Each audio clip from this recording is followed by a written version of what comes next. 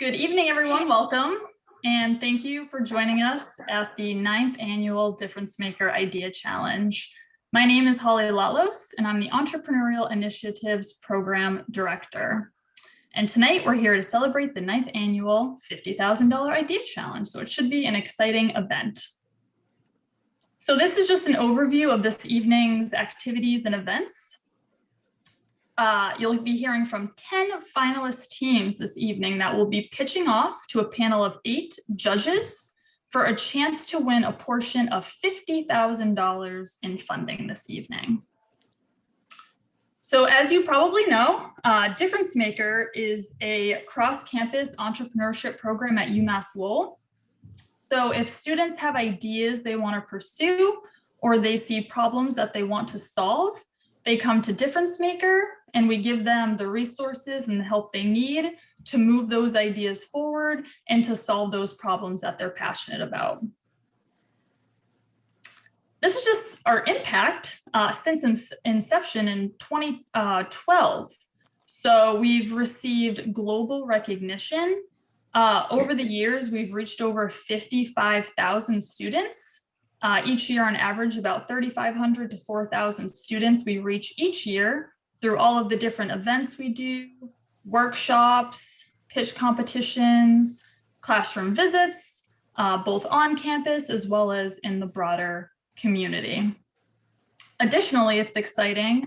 So we've given away some money to these DifferenceMaker teams, and they've actually gone on to raise over $5 million in additional funding to really push their ideas forward and to make a difference in the world.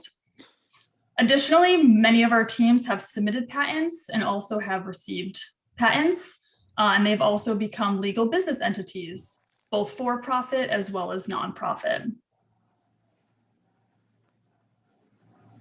So tonight, you'll be hearing from these 10 top student teams.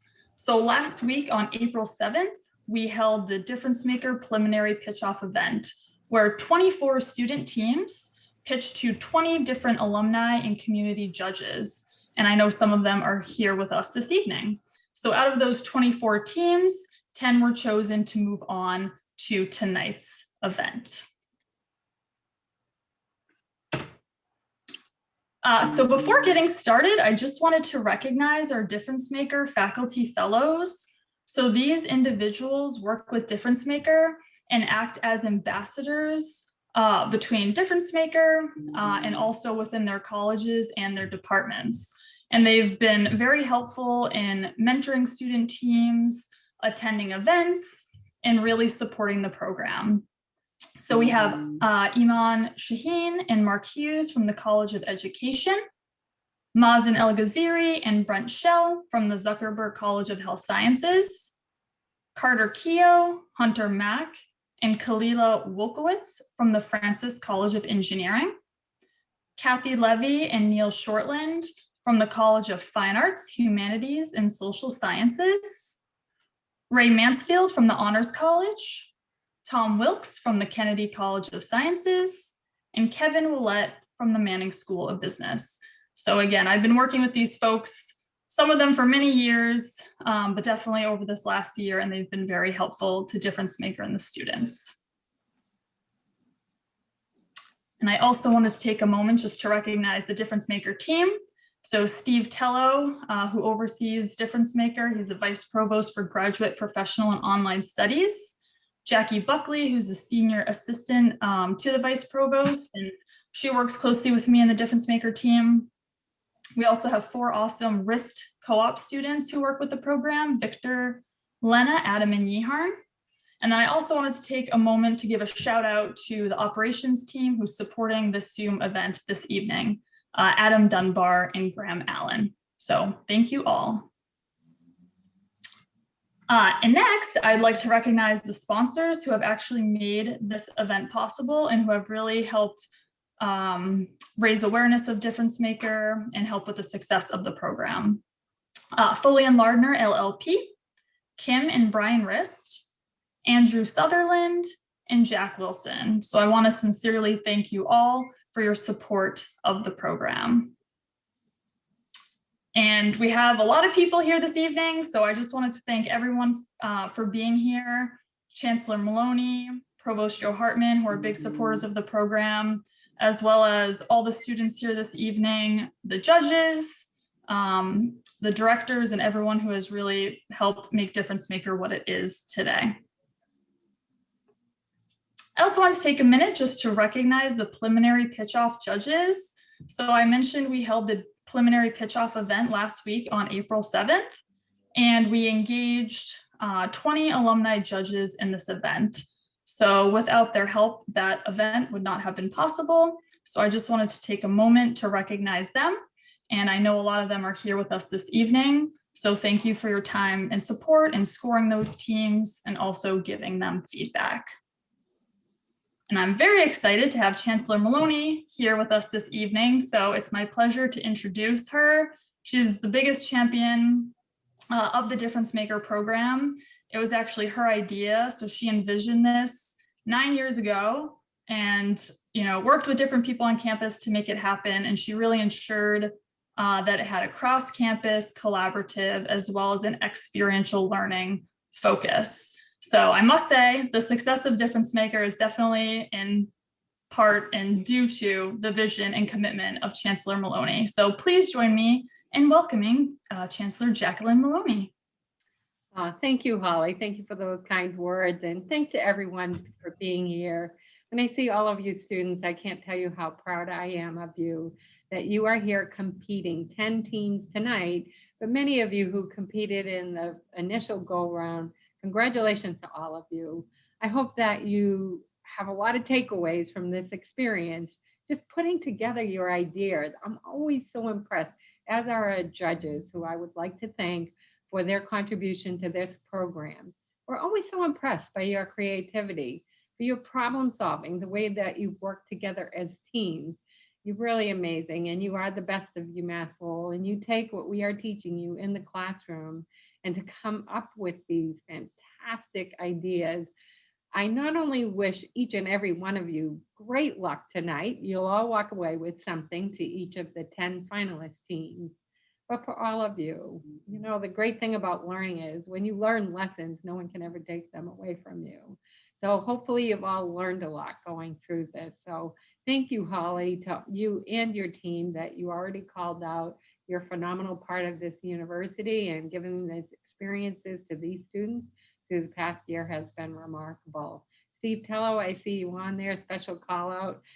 Steve and I have been partners at a number of programs that we've launched together. DifferenceMakers was one of them. And so thank you for all your hard work and your great accomplishments with now GPS that you're working so hard on. To the faculty, as working as faculty fellows, I've seen the influence you have had on these student teams.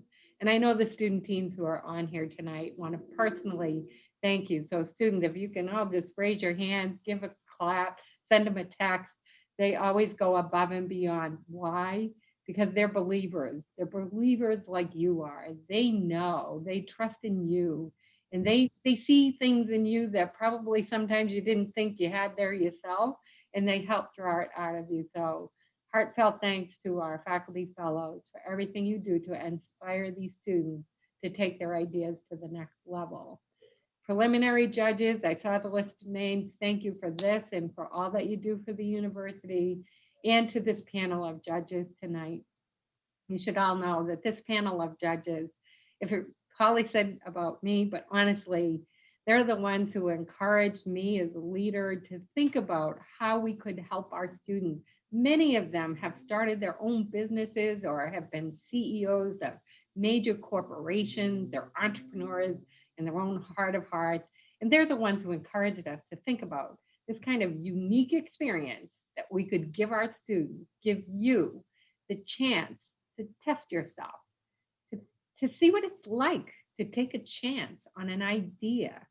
They're the ones who came up with the funding, this $50,000 that we will share with you tonight. It was them who helped us to launch DifferenceMakers.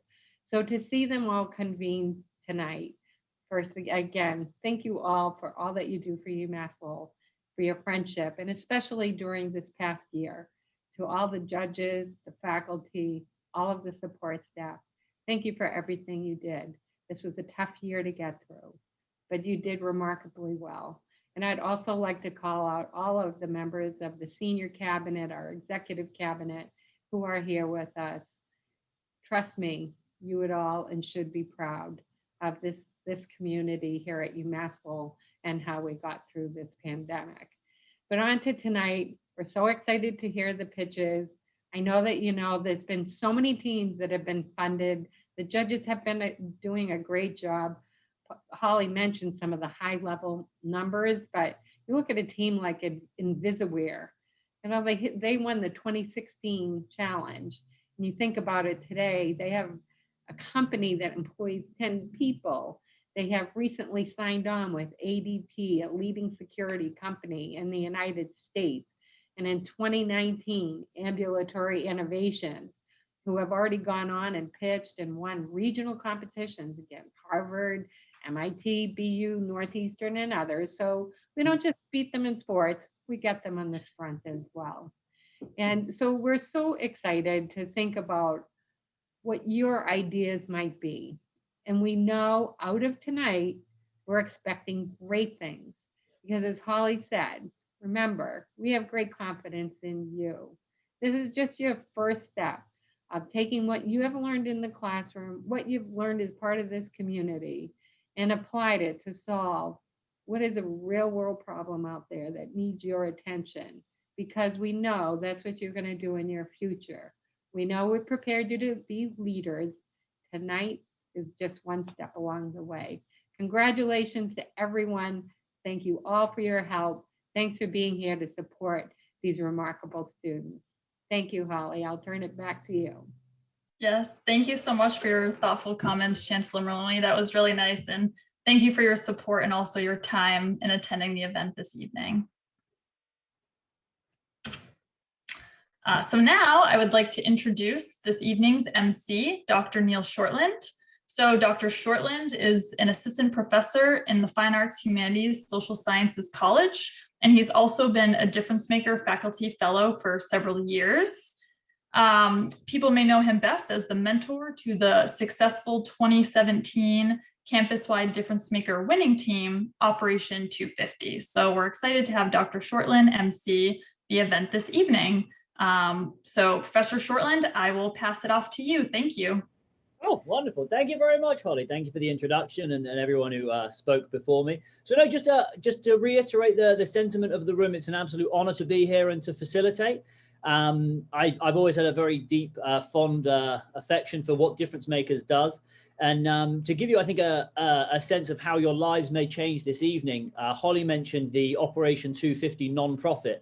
I know Roger, actually, one of the judges tonight, played a key role in their early development. But actually, in the wake of the January 6th riots, they were actually called up to a House subcommittee to give presentations on online safety.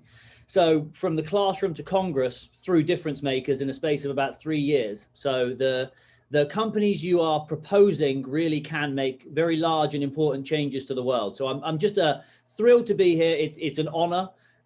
Normally they let me on stage with a microphone. I guess I'm kind of kept to my room today, so I'll probably be slightly more well-behaved, but it's a real pleasure to be here. So thank you very much. And I have been given some formal scripts to actually kind of walk us through the evening. So for the next couple hours, we have 10 student teams and we will be hearing from each of them. Each team will be given a brief 5-minute opportunity to pitch to the judge, which will be followed by 5 minutes of a judge's Q&A. Those for the students, when you're giving your presentation, if you keep an eye, Holly will be holding up a kind of a large 1-minute sign in case you kind of wander too far into the weeds. Now, this 10 teams themselves, and this is one of the things I think is so important about DifferenceMakers, come from every school across the campus. And I know this is something Holly has worked really hard on, and kind of we as a group have always tried to work really hard on, but 50 different teams applied for DifferenceMakers from 30 different schools within UMass Lowell. You know, this is an entire UMass Lowell effort, and we have a diverse group of non-profits, for-profits, technology-based, social movement-based, a really exciting, diverse group of teams to present to us all tonight. So after the pitches, after our 10 teams, there will be a 45-minute intermission where our panel of judges have the difficult job of determining the final awards, at which point we can all come back and hear the winners. Now, one of the things that's so fantastic about the Difference Maker competition, and for the teams making it this far, is there are several different award categories for this evening. So lots of different ways that we're assessing the teams, and that there are winners in their own right. So the first one we have is the RIST Campus-Wide Difference Maker Award, which is a $7,000 award, and that was sponsored by Brian List, a UMass Lowell alum of 1977. We also have the Significant Social Impact Award, which is a $4,000 prize to help a team that has a significant social impact. We have the Sutherland Innovative Technology Solution Award, $4,000, sponsored by Andrew Sutherland, UMass Lowell alum of 94. We have the Contribution to a Healthier Lifestyle Award, which is the $4,000. And then we have the Jack M. Wilson First Product to Market Award, which is another $4,000 award sponsored by Jack Wilson, President Emeritus. For the last two, we have the Commitment to a Sustainable Environment Award, $4,000, and we have the honorable mentions who each make are awarded $2,000. So for all of the teams, there are so many different opportunities to get that injection and that kickstart to help you kind of take your projects to the next level. So Holly, with that, are we ready for our first team? Ready to go. Are ready for our first team, in which case I shall do my job. So our first team for the evening is Apple a Day. And our three team members here are Emily Philpott, Jack Ryan, and Parem Patel. So I shall pass over to them for their 5-minute pitch, followed by the judges' Q&A. All right, thank you. Let me just share my screen.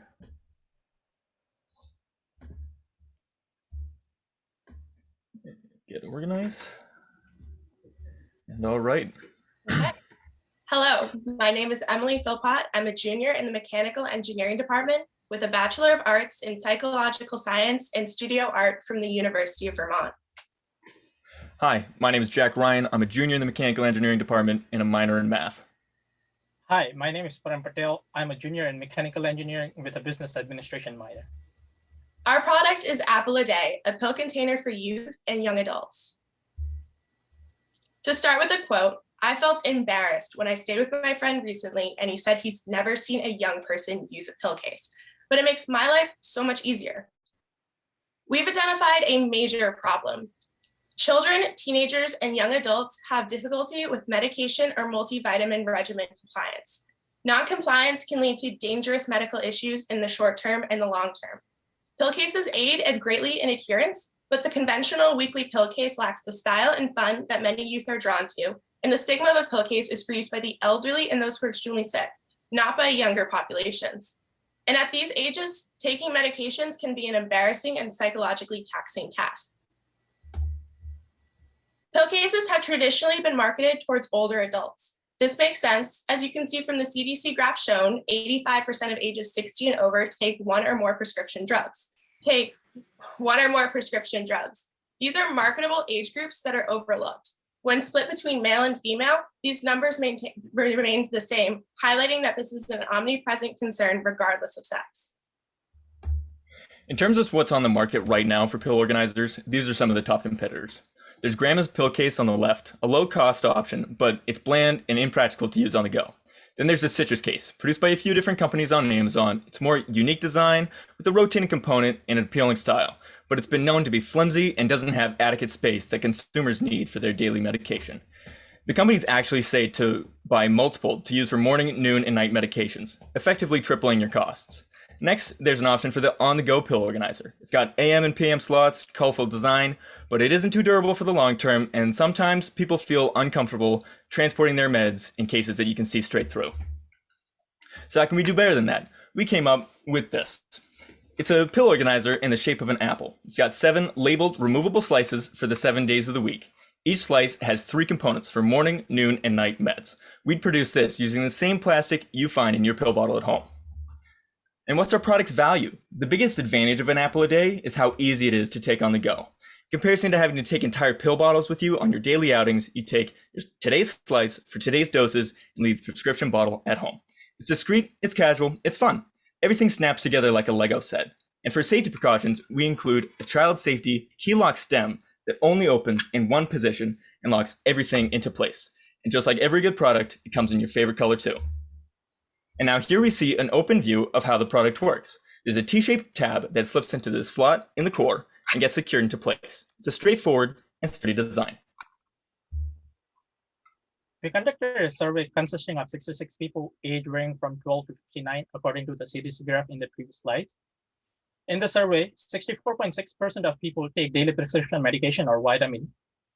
Also, 49.2% of people forget to take daily prescription medication or vitamin. However, 70.8% people do not currently use a weekly pill box or other method of pill or vitamin organization. The feedback from potential consumers after viewing Apple a Day product in the second section of our survey, 93.8% of people are still interested in purchasing and using a product. The application of funds would be used in high quality 3D printed prototype, legal fees for business formation, and also patenting process that includes prior art search and initial patenting fees. That all adds up to $6,825 to $7,825. Further funding would be used towards injection molding of finalized product.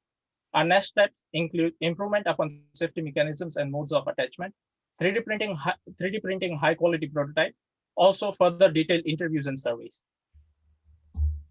Any questions? Thank you and stay safe.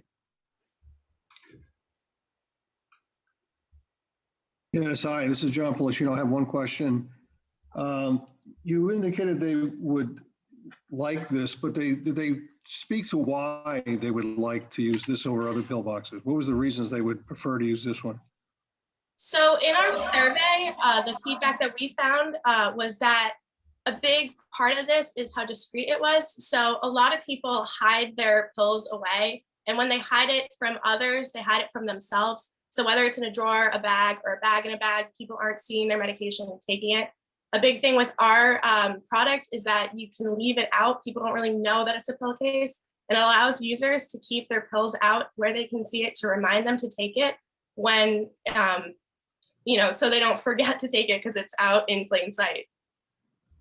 Thank you. Hi, this is Cindy Condi. Nice job on your presentation, and certainly a colorful solution to, I think, a real problem that I don't think has been solved to the level of degree it needs to. I mean, no matter what age group you're in. So I've experienced every single one of those pill box with various people that in my life. So, but I wanted to ask a question because I was thinking about just how does this really differentiate in terms of increasing the level of pill taking compliance, because that's an issue everywhere. And so I was wondering if there was any consideration that you'd given to kind of expanding this offering so that there's maybe a digital component to this, some linkage with your iPhone to give you some type of an alert to say, remember, because at the end of the day, it's great to have, I think, a nice pill box, but it's also, you're going for increased compliance, right? Right. And so for this design, it's supposed to be a low-cost solution, something that's simple and easy to take on the go. And obviously, we want to expand in the future to have more technological components involved in our product. But for right now, we want to just, really nail this design, get it successful onto shelves, and then we can expand and add those technological components. But what we really see is that we want people to be taking their medications, and having it be having slices on the go makes that easy to do. Yeah, we hope to have like an affordable analog option, which is what you see. And then down the line, we have had talks with people for programming to add a Bluetooth component, or light LED to let you know, hey, you haven't taken this. And then this is something we hope to expand with other types of pill cases, other shapes, and then other Bluetooth components. So you'd have a digital and an analog solution, but we really wanted to focus on maintaining costs at a reasonable level for this one. Okay, fair enough. Thank you. My apologies if I missed it, but what's the price point that you're thinking about? So we want to be in around the $15 range, which compared to our competitors, that's above where they are. But we have a unique and stylistic design that we think people would be willing to raise their value for. Is that because the cost of fabrication, like what margin are you looking at in terms of a profitability on that price point? So we, go ahead, Rob. Currently we got a quotation pending from a company, but we are estimating it around the production cost to be around $7 to $7.5.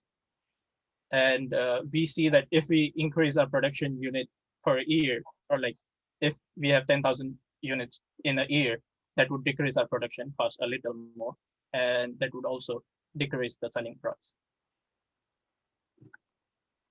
Get it. Okay. So this is Brian Rist. So my question is, have you given any thought to how you will market? Are you going to go directly to consumers, or you're looking for some other venue to market it?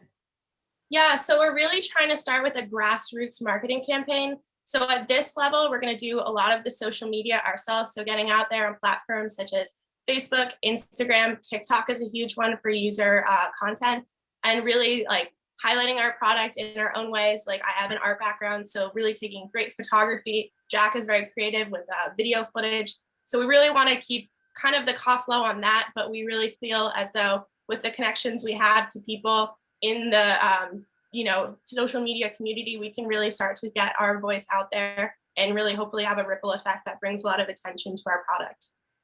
Thank you. Great presentation. I just wondered, and a beautiful product actually, but one thing that I wondered about, have you had any pushback from prospective users about the size and the ability to kind of carry it with you and conceal it? A small pill box you could kind of slip in your pocket. I'm not sure that would work as well. So what you take on the go is actually individual slices. So they're easy enough to fit in your pocketbook, or even a backpack. So I don't think that size would really be that much of a factor in people's usability of the product. Okay, everyone, I'm sorry I have to step in there. I'm sure there were many other questions, but that is the 5 minutes of Q&A. So Apple a Day, thank you very much. Very proud of your presentation, especially with the disruptions. I thought you did a fantastic job. So congratulations. Thank you so much. Thank you, everybody. No worries. Thank you very much. With that, while we transition over, I shall introduce our second team, which is Concept Project. This team consists of Garrett Roberts, Adrian Delicoli, Emmy Doswani, Cameron Climo, Ryan Tolley, and Salvatore Fusco. So with that, I'll pass the floor over if you are ready to share your slides and begin your presentation. Sounds good. Wonderful. Thank you so much. No worries. Good to see you again, Garrett. Good to see you again, Adrian. You as well.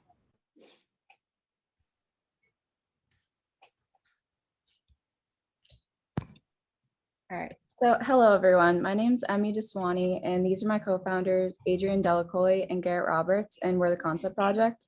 And the Concept Project is a multimedia company that's changing the way social issues are addressed by completing large physical and mental challenges to raise funds and awareness.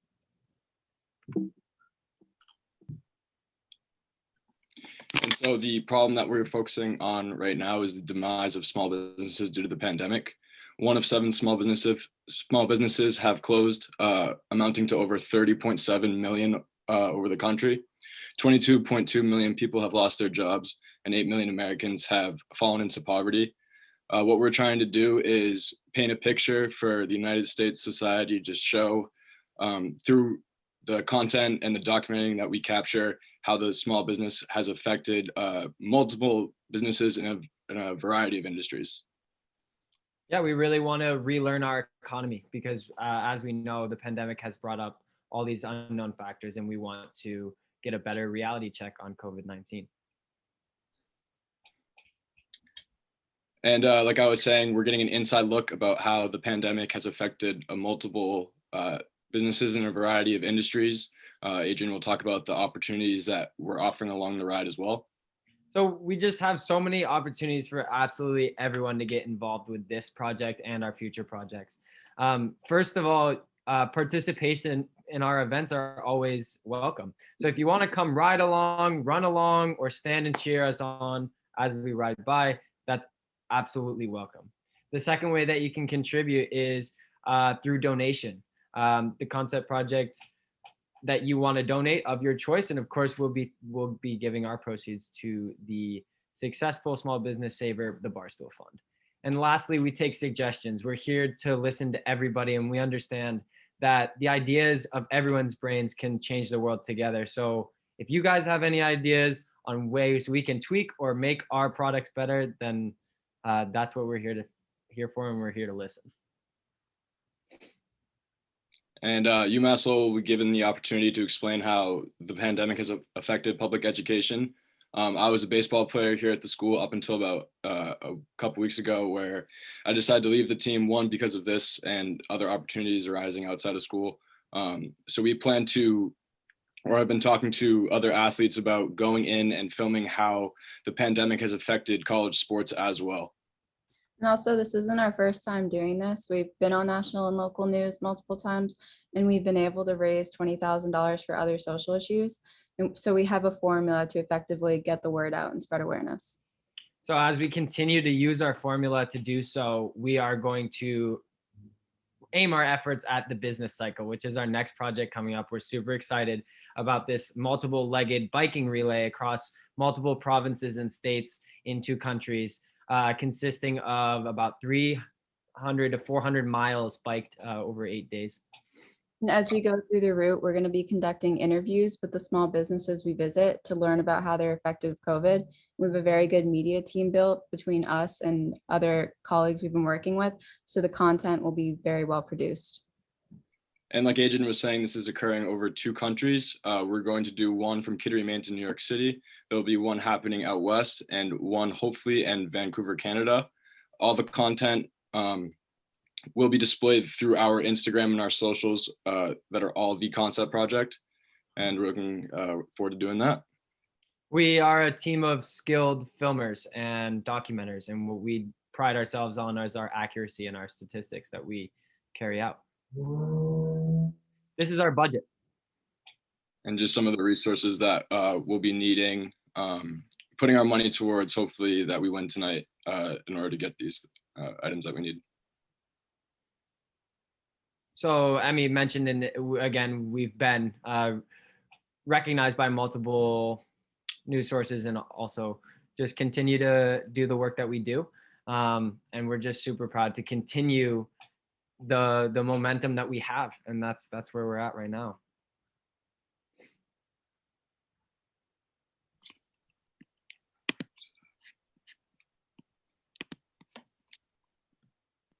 And that about wraps it up. That wraps it up. Yep. So quick question related to is your primary focus on actually creating the events, or is there actually an opportunity that if other folks have events that they want to do that fit within your model, that you'd utilize the skills and expertise that you have from the documenting part of it, the filming and things that you would do that as well, or is this primarily your created events? You just nailed it, and that I'm excited to answer your question because we're really looking to become a platform for ideas. Users on both sides, understanding that everyone's brain is fully capable of coming up with really effective ideas, and we're a good community assessment tool in terms of understanding what kind of assets we have in our community and how we can use them. And athletes and influencers, documenters, and media people like ourselves are assets that can help us see this formula through in other people's lives and offer the service to connect the problems in our world with the solvers in our world. So we want people to be able to create their own concept projects, basically. So if you have an idea, you can come to us and we can help you conduct your own concept project, and we'll help you be able to do that with our formula to the best possible way you can to raise the most awareness and funding. We just had a working example of this with Closed in March. It was completed in 4 countries, the United States, Ecuador, Spain, and Canada. and over 15 countries throughout the United States. And basically what we had people do was jump in the water in the outfits that they wanted to donate in their areas and pick the nonprofits that they wanted to donate those close to. However, Adrian, Emmy, and I had predetermined nonprofits that we had picked beforehand. And all we basically did was gave other people a platform to post themselves, giving back to their own communities. And we'll continue to give people repeatable tasks that they can do to add to our platform. So in terms of growth, is your approach that as the platform gets more exposure and you see more success stories, there'll be more people interested in joining up on it? Is that type of organic growth model, or do you have any ideas, or how do you scale up even larger? Right, that's a good question.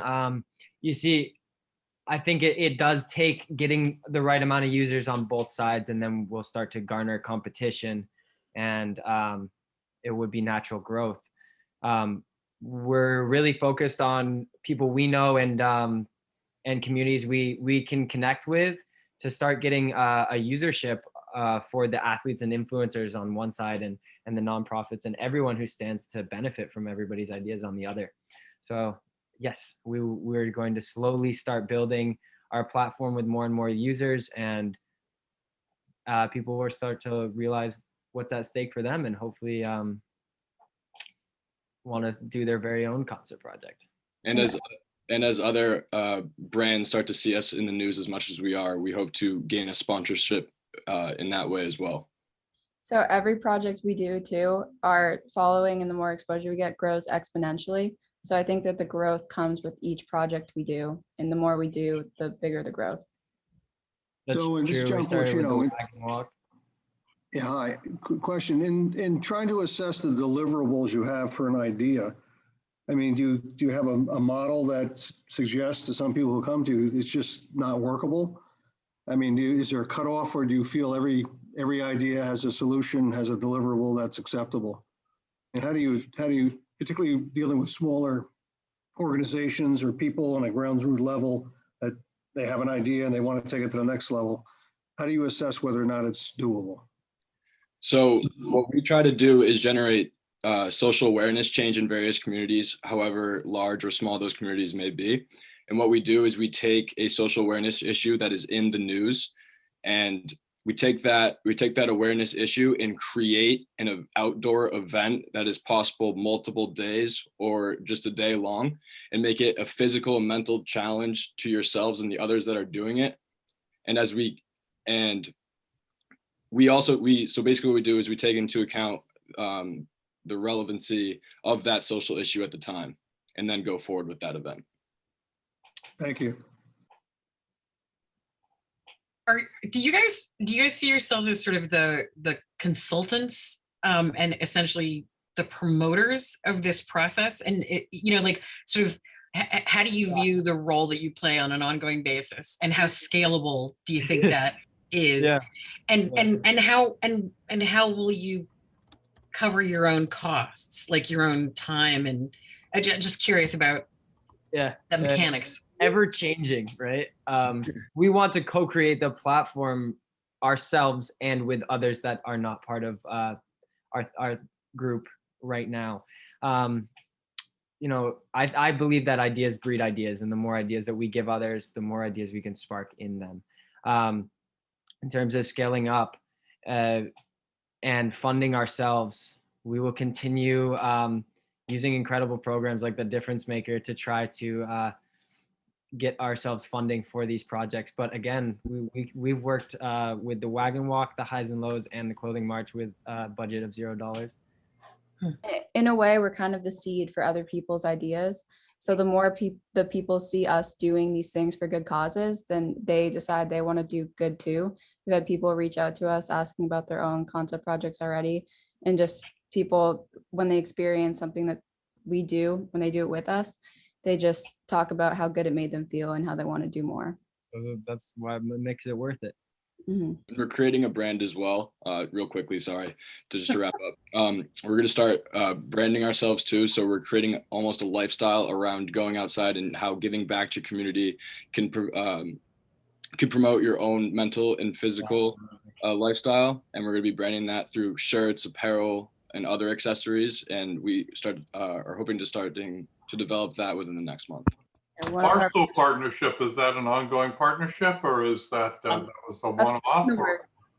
I'm sorry, everyone. I'm sorry. I have to step in. I've been told that we're over time. And Jack, thanks for spotting my frantic attempt. What I would ask, Garrett or Adrian, with Jack's question, if you don't mind writing your response in the chat or as a direct message so that you can give it an answer, and I'll just keep the event moving forward so we stick to time.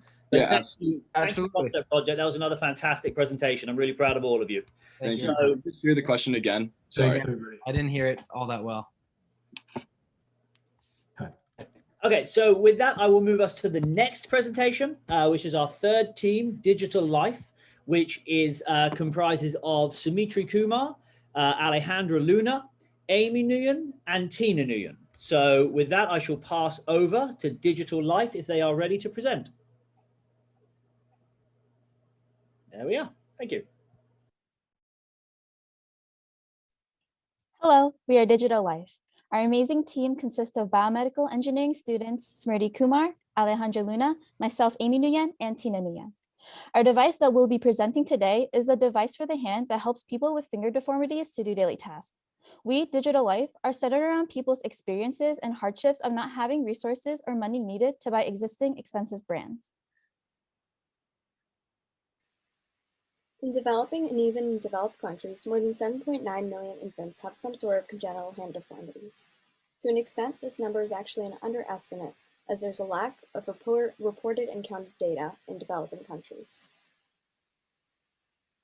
During the initial stages of our project, we're focusing on this congenital hand deformity known as symbrachydactyly, where the fingers are actually shortened at birth, as you can see in the photographs.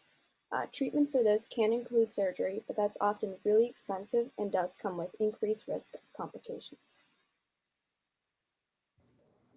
Those with congenital deformities are not the only ones that do not have the full range of motions of their fingers. According to Global Burden of Diseases, Injuries, and Risk Factors Study 2017, globally, there was 4.3 million cases of non-thumb hand amputations and 1.8 million cases of thumb amputations. Our target market is the United States. In 2017 alone, there was 220,000 non-thumb hand amputations and 170,000 thumb amputations. One of the voices of one of those with congenital deformities is Audrey, who is 25. When she was younger, she wanted to play the piano, but because of her congenital deformity, she was not able to. As she grew older, she wanted to wear a ring on her finger. Again, because of her congenital deformity, she felt uncomfortable and she was not able to. Audrey is not the only one that faces obstacles like this. There are many others out there that face similar challenges like she does. Here's a comparison chart comparing our major competitors, Naked Prosthetics, Open Bionics, and Non-Spec. Naked Prosthetics is the most similar to Digital Life as their device focus is also on hand and partials. What makes us stand out compared to all these different devices, however, is that we provide inexpensive pricing along with the ability to be adjustable so that our product lasts a longer time. Presented here are the three main competitors along with the prices for each of their respective devices. As you can see, prosthetics in the market right now are really expensive, meaning having hand prosthetics is kind of a luxury. What differentiates us is that we'll provide a device that is inexpensive and adjustable so that it is able to adapt to a person's growth. This is where Digital Life comes in. We will provide a low-cost 3D printed solution to this problem. Our unique feature of interchangeable fingers will allow people to perform various tasks that give them belonging and independence in their life. Here are our sketches that depict our plans with Digital Life. We want to emphasize our interchangeable fingers and adjustable tracks. We are currently targeting the device towards children. So we want children to not only be able to use the device to perform various tasks, but we also want children to be able to grow with the device. Ideally, the device will last children about 5 years with the help of the adjustable tracks. Here are the resources that we need in order to get things up and running. Currently, we are in need of $4,000 in funds, which will be allocated towards 3D printing, administration costs, materials for our prototype, and legal fees. On the right, we have a table outlining our materials for an affordable and a higher end option of the device. Our materials are relatively cheap. Most of the cost of manufacturing will go towards maintaining a 3D printing space that we need. We also recognize the need for diversity on our team. That's why we're actively recruiting for people with diverse academic backgrounds in mechanical engineering, plastics engineering, public health, as well as business, specifically marketing and finance. Listed here are the key takeaways from our presentation that we want to emphasize. And we, Digital Life, want to thank you for taking the time to listening to our ideas and proposal. And thank you to the people involved for making our idea come to Digital Life. Fantastic. Thank you very much. And with that, we can move to the Q&A. Great presentation. So this is Cindy Condi again. I have two questions. One is I want to try to understand your motivation for targeting this particular issue. And number two, it looks to me to be a device, right? And is there any concern around regulatory pathways, around approvals and things like that? I mean, how do you plan to market this?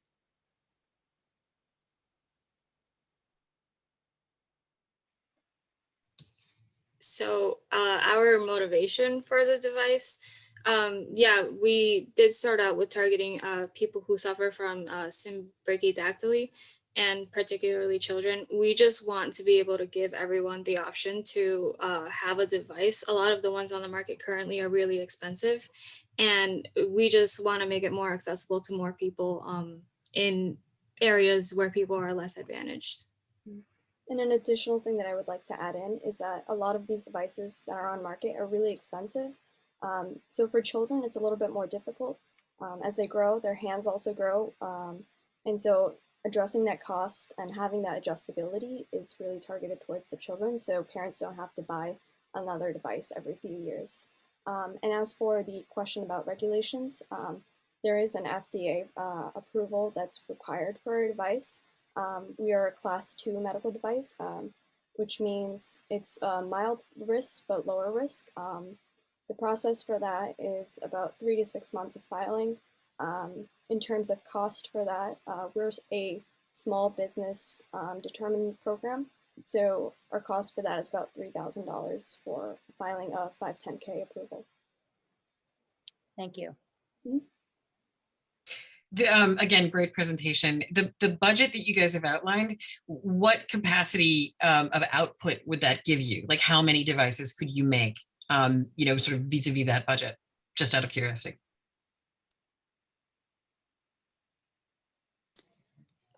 So right now we're kind of in the trial and error kind of stage. So we want to be able to have enough materials and 3D printing availability to see what works best given our plans that we have now.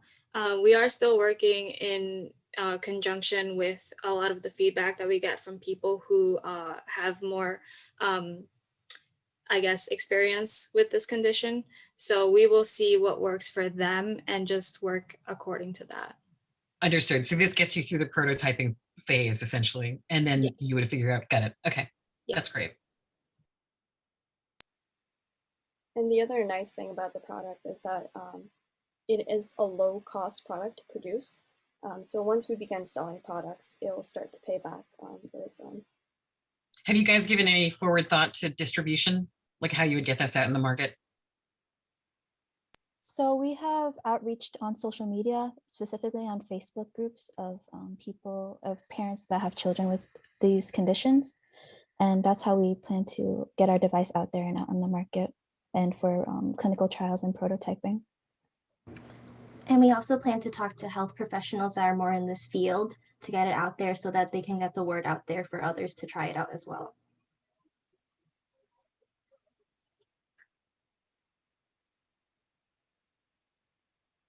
Are there any more questions from the judging panel? Yeah, Neil, real quick. So this is definitely prototype to get to, I would guess, say the early adopter. What's your timeline? Do you think this is something you can do in a 6 to 12 month range, factoring in the approvals you need, or how long do you think you'll need before you can start to see a go-to-market reality? So actually, yeah, we are trying to factor in about 6 to 12 months. Within a year, we would like for it to go to market. We're also thinking about patenting it as well beforehand. This is actually a really new invention, as in there's no one else out there that has adjustable tracks on the fingers and interchangeable fingers along with that. So we're planning to patent it first and then go to market with it. So this is Brian. Do you actually have a working model and have you used it yet? We currently do not have a working model yet, but we do have an idea, and we would like to make SolidWorks models out of it to see how it would work as well. Okay, thank you. Thank you, judges. Thank you, Digital Life. That was another wonderful presentation. Incredible name. I don't know if anyone said I'm a huge fan of the name and the branding. So really well done. Thank you very much. Okay, so with that, I will be moving us swiftly onto our fourth group. By the sounds of it, it's something I could use. Green fertilizer. That's knowing nothing about it, but I have a terrible garden. So green fertilizer. This is Samuel Alpert, Bernard Tabou, and Vaisal Veng. So if the three of you are ready to share your screen and begin your presentation, we eagerly await it. Fantastic. I shall pass the floor over to you.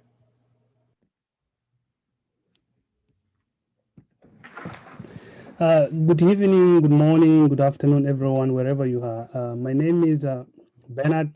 This is Team Green Fertilizer Standalone On-Demand Production System, and the other two members are Sam and Visal.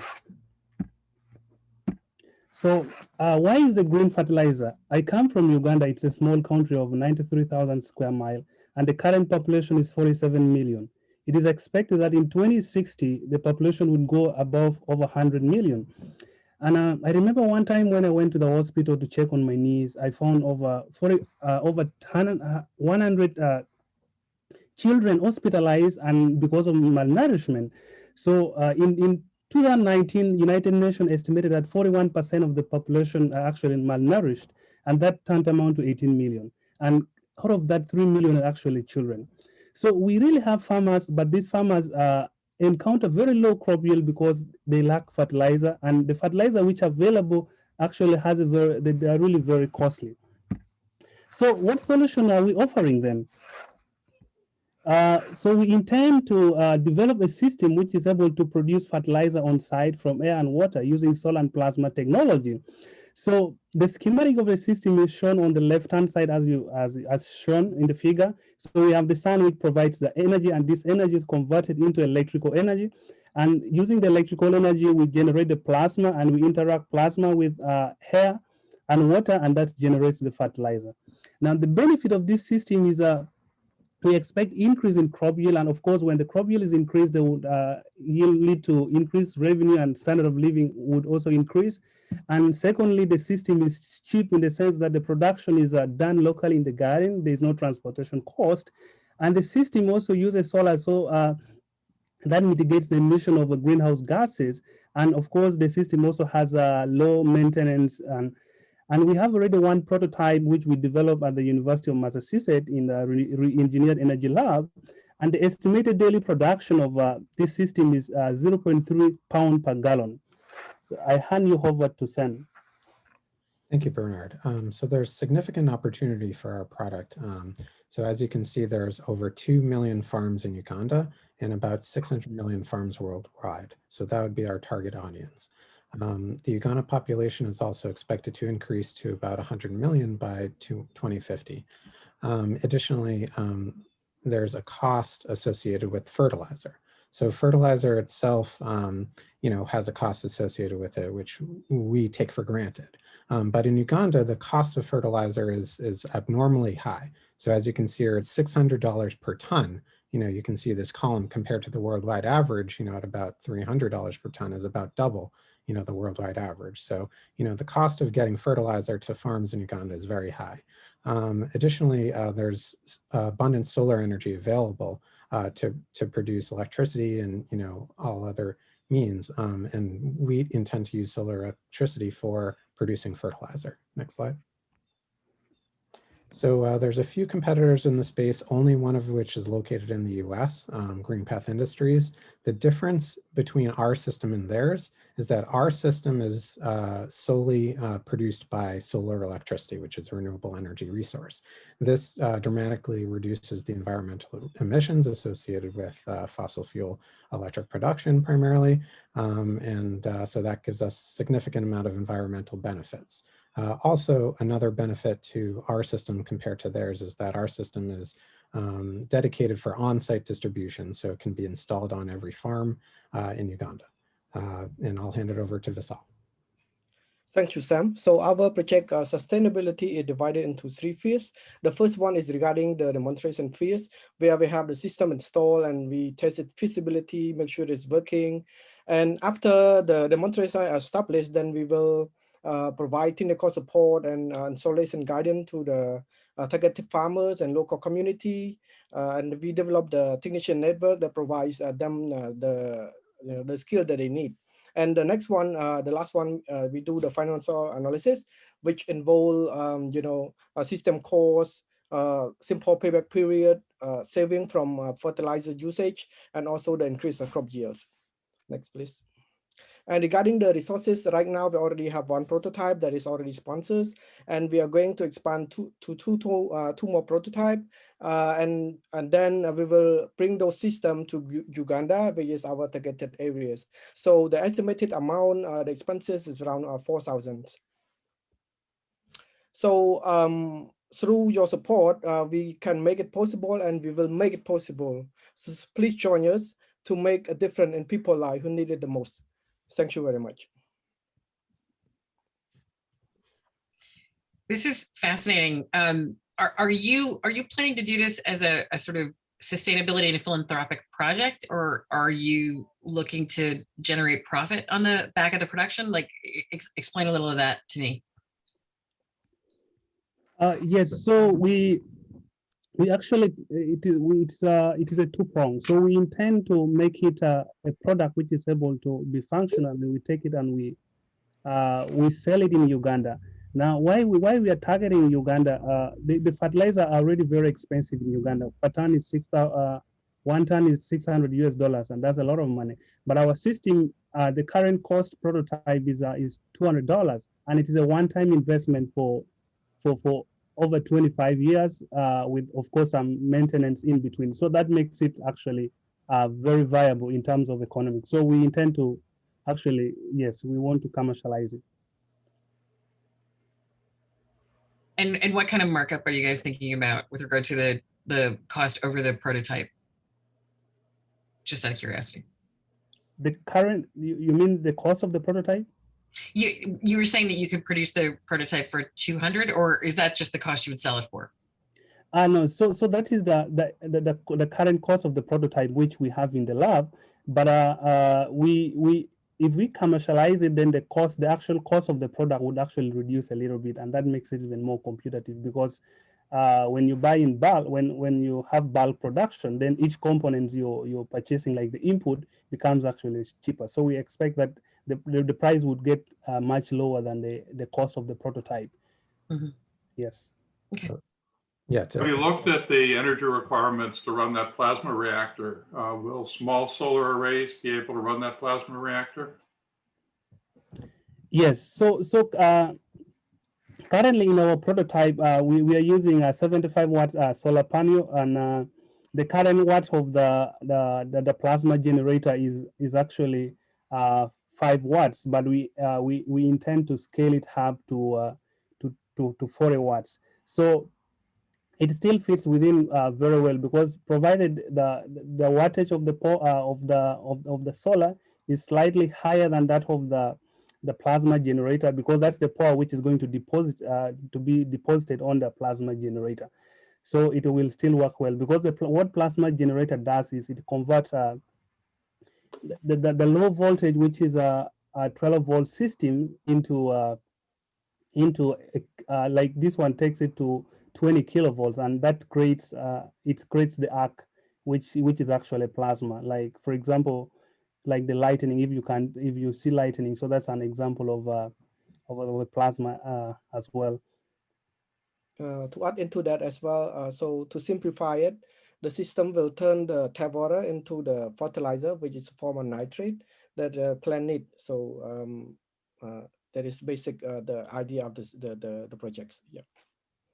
Just curious, what is the average income of a farmer in Uganda? The average income, so we have two levels of farmers. We have small scale farmers and large scale farmers. So the large scale farmers are really very few, and they produce crop for export. So they don't really bring food into the market. So they in Hano, I know one company, they can get over 100 50,000, about 50,000 US dollars. Of course, with the conversion, it's maybe a bit tricky for me now, but it is like approximately 50,000 US dollars. But the small scale farmers which we are targeting, and these are the farmers which when we empower them, we think they would solve the problem of food insecurity. They earn about 5,000 to 10,000 US dollars on average. Of course, with they have 2 seasons, so we normally have 2 seasons of crop growth, depending on which crop exactly they are really venturing, because we have maize, we have rice, we have beans, and there are different crops. Yes, and also vegetables. Yes.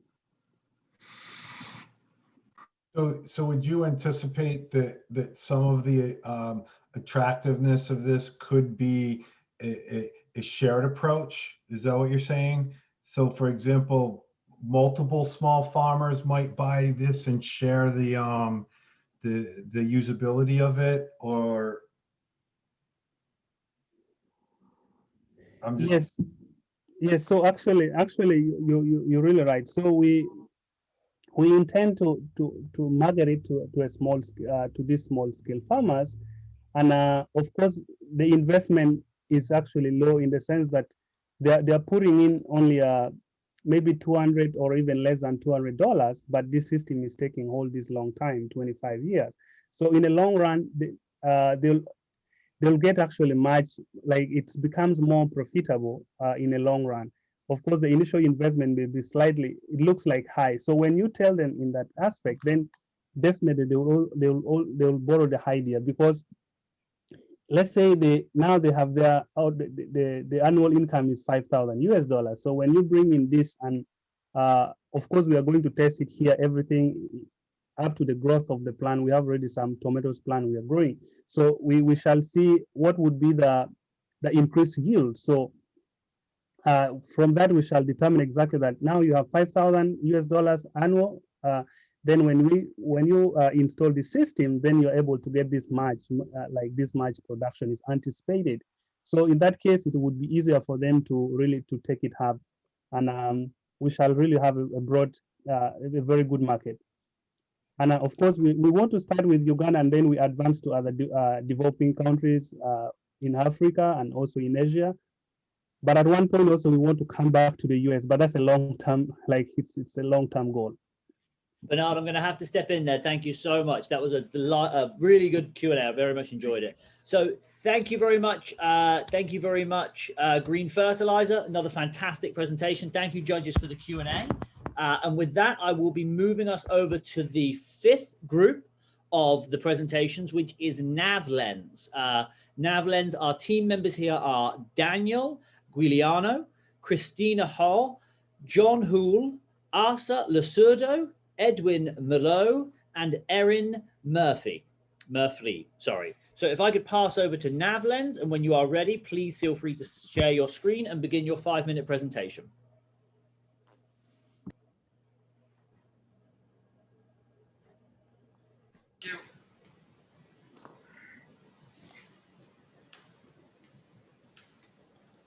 Okay, so we are Danny, Christy, John, Asa, Edwin, and Aaron, and we are NavLens. So we are trying to solve object avoidance for visually impaired persons. As you may well assume, a visually impaired person cannot see what's in front of them. So if they are about to collide into an obstacle, they won't know it until they come into contact with it.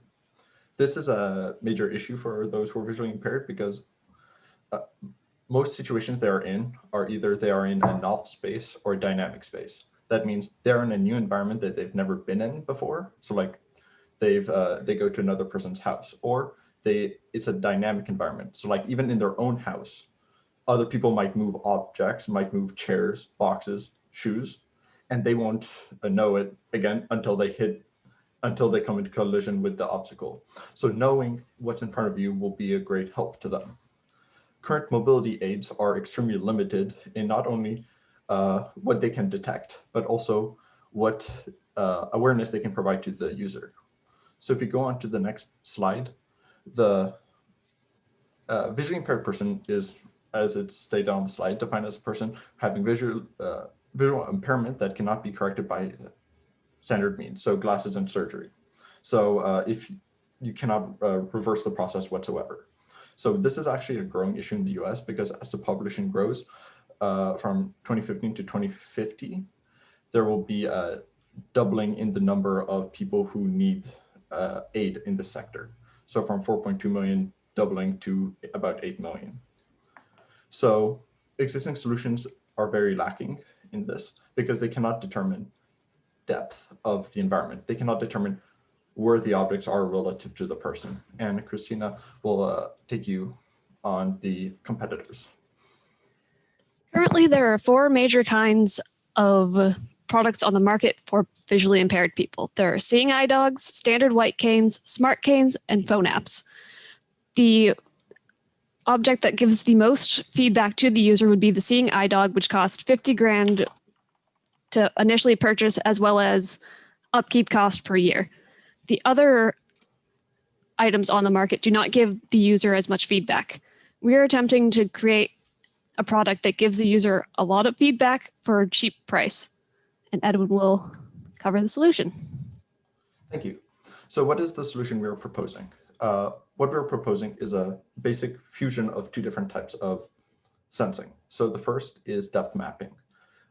If we can get a depth map of the environment relative to the person, you can essentially know very easily where all the obstacles are, and you can localize how much of a threat they are to the person. So if something's like very far away, 3-4 meters away, it's not really a current issue. If something is a centimeter away, that is a pressing issue.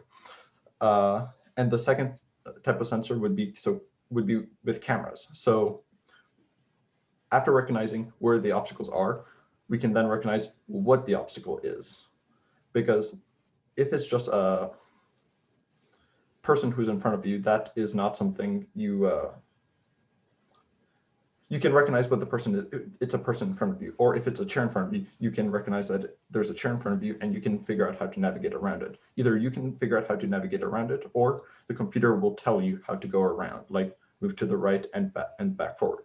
This will be done not with like a blaring voice in the back of your head saying, move left, move left, move left, but with spatial audio feedback. So you will essentially be hearing what's in front of you.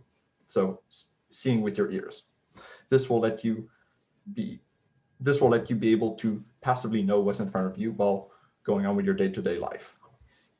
So the proposition of this is it would improve the independence of users greatly because they can navigate around their rooms without much issue. They can do this very cheaply without needing to spend tens of thousands of dollars on seeing eye dogs or canes that don't help you that much. Give you great awareness of what's in front of you. It can be very discreet, as we can see on the next slide. So the cameras we are planning to use are relatively small, so they can be hidden inside of the frame of the glasses. So you'll just have a stylish pair of glasses on, and people might not be even aware that you're blind. So if you want to keep that discreet, you can do that relatively easily. And Chrissy will talk to you about the resources we need to do this. So our funding, we will need $4,000 to create a prototype for this product. $300 will cover 4 development kits, 1 for each of our engineers. The rest of the funding will go towards exploring patenting options, printing circuit boards, buying components for the prototypes, designing housing. Future, we would like to get FDA approval and establish relationship with manufacturers to create the cheapest product possible for our users. Thank you. Do you have any questions? Perfect timing. Over to the judges. So Are the cameras commercially available now? So how much off-the-shelf technology can you incorporate into your design at this point? Most of the design is actually off-the-shelf technology. So specifically for the cameras, we have two options. I don't know if you can see what I'm holding right now, but we have two small cameras in my hand. Each of these are about $15 to $20, and the system we would need would require two. So with that, we can get basic depth mapping and image recognition, or if we make a more expensive version that would work even better, there's another off-the-shelf technology called an Intel RealSense camera that does the same thing, but most of the pre-processing is done on the camera. So, and the quality is much better. Great, thank you. Welcome. I mean, this is a brilliant solution for vision impaired people, and you know, it sounds like there's really great potential here, and a real ability to give people some independence. So let me just say bravo. I think it's intriguing to me that that you guys have sort of landed upon this idea of mapping both depth perception and is there a certain level of visual identification software that you plan to incorporate into this to like let people know whether it's a chair or a person or you know a rock or etc. Like how are you going to help them understand those differences? Just want to wrap my head around it. It's very cool. So there's really two ways we can do this. If you are trained very well with the device, you can then eventually the spatial audio feedback is basically just noises in the background of your ears. So you can have specific noises set for specific objects. So you can maybe like a ding to tell you that you're about to walk into a door, or a slightly lower ding if you're about to walk into a chair, or another noise. Mm-hmm. I'm with you. And that's all, that piece of it is all commercially available. It doesn't require any type of development on your part with regards to that. I mean, I think this is really cool and very exciting, but I kind of look at it as an analogy of autonomous vehicles, for example, and there's an awful lot of work that goes into that software development and that recognition from a consistent basis. And even the perspective of, based on the height of somebody, is there potential challenges there? It's really interesting. I'm just trying to understand that piece of it a little bit more. So for the initial product, we're not going to be tackling the image recognition as our first part of the thing. The initial product is most likely just going to focus on using the depth mapping to essentially give you like the echolocation feedback that a bat gets. So you might not know what exactly it is in front of you, but you will know it is something that is remotely chair shaped. In the future, as the AI technology progresses more, we will be able to build image recognition into it. So if you were to get the money, when do you think you would actually go to market? We possibly could take this to market within a year. Okay. Very cool. Thank you.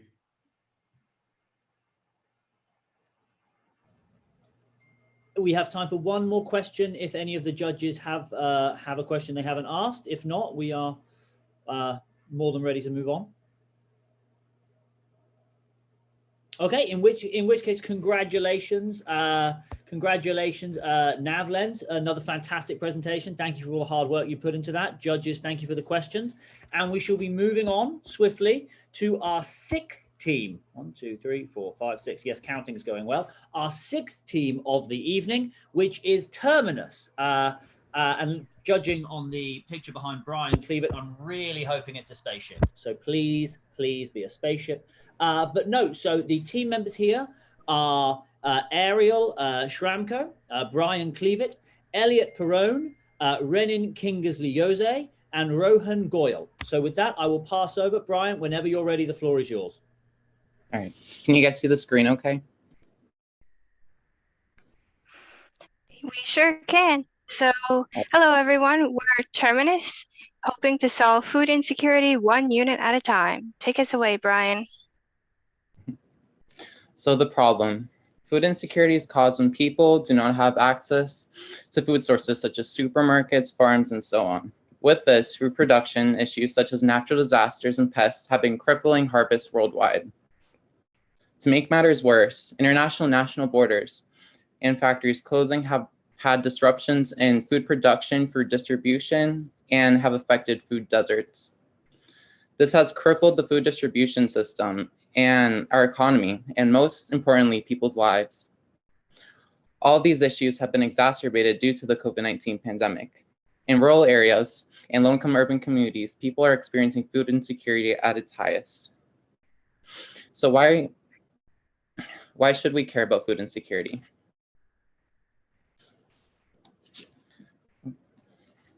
2 billion people worldwide are affected. More than 35 million US households are affected. Over 1/3 of households with children are also affected. In 2012, 54% of lowell households were dissatisfied with either the amount of nutrition or the amount of food available to them. The COVID-19 pandemic has drastically increased food insecurity. With the Terminus, people will have the comfort of relying on a tightly enclosed portable system, and the Terminus reduces the required space to feed one person by 99%, offering an abundance of opportunity for urban gardening in at-risk communities, and the potential for feeding entire families who live in food deserts and do not have readily access to supermarkets. With the Terminus system, we hope to improve people's livelihoods by increasing accessibility to food. The Terminus will undoubtedly help children score higher on IQ tests and perform better in school mentally, physically, and emotionally. So I think it's really important to emphasize that we're offering a very high quality product at a very low price. So our design has features comparable to those of NASA models, but our prototype is only $446, assuming a 50% profit. We would still be competitive with commercial models, which sell for about $900. And once we begin mass production, our production costs will only go down. We also offer more features than our commercial versions, including, than our commercial counterparts, including we produce higher calorie foods, we consume less power. We have more features to limit bacterial growth. There's no mess involved. We're highly efficient, which means we take up less space, which makes us portable. There's very little maintenance involved and no expertise required to maintain this. We have some projected yields shown here, and you can see this isn't just a few sprouts, this is a significant amount of food. And finally, we'll create a database of various growth and yield factors that will have significant research and developmental value because it will be the first centralized database of its kind. Next slide, please. So every unit is a fully closed system, which means we do not need a steady source of water, a large power grid, a data link, or chemicals. We also have a very small footprint. We can be run entirely off of renewable energy. A data link is not required, but if available, it would be used to collect data for our database. And our modularity allows people to only buy and house what they absolutely need. And finally, again, no special training is required to operate these units. Next slide. We plan to sell units to relief organizations and nonprofits, which would then send those to houses of those in need. We plan to begin in Lowell and eventually expand to the entire world. We would also provide access to our database to researchers for a membership fee, which would help fund our cause. Next slide. We have begun construction of our first prototype using the money we won from our first competition, partnered with Engineers for a Sustainable World. We're speaking with the UML Office of Sustainability and Mill City Grows. We're even working on launching our very own website. We're not just an idea anymore. We're asking for $7,566 to buy a SolidWorks license to protect our IP, launch our official business, launch our website, trademark our logo, and afford 3 more units for testing. Next 2 slides. So thank you for listening. Do we have any questions?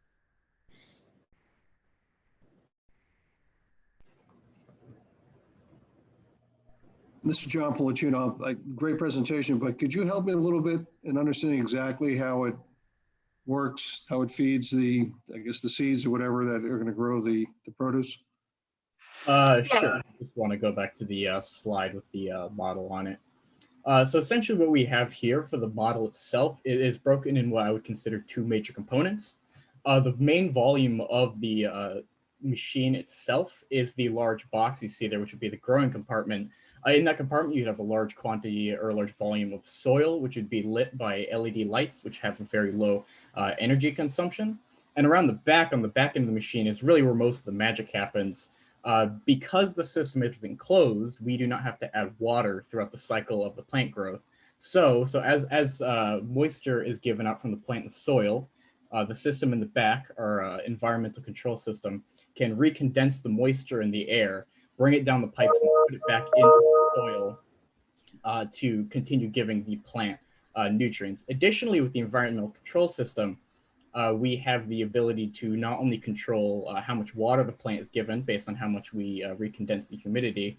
Additionally, we have control over the temperature, and we have antibacterial systems in these environmental controls that we can use to create optimum environments to increase the yield and optimize the compartment for any plant, on top of being able to create a diverse set of environments to grow a wide variety of plants. So your first prototype is actually delivered what you just described? Yeah, it's in construction, but we believe it will deliver all of those features, yes. Okay, thank you.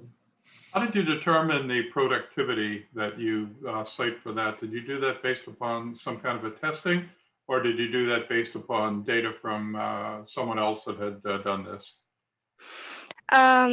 Well, I created I collected a whole bunch of data points from a bunch of different experiments that were run under conditions similar to ours and using methods similar to ours. And so from those, I took the averages.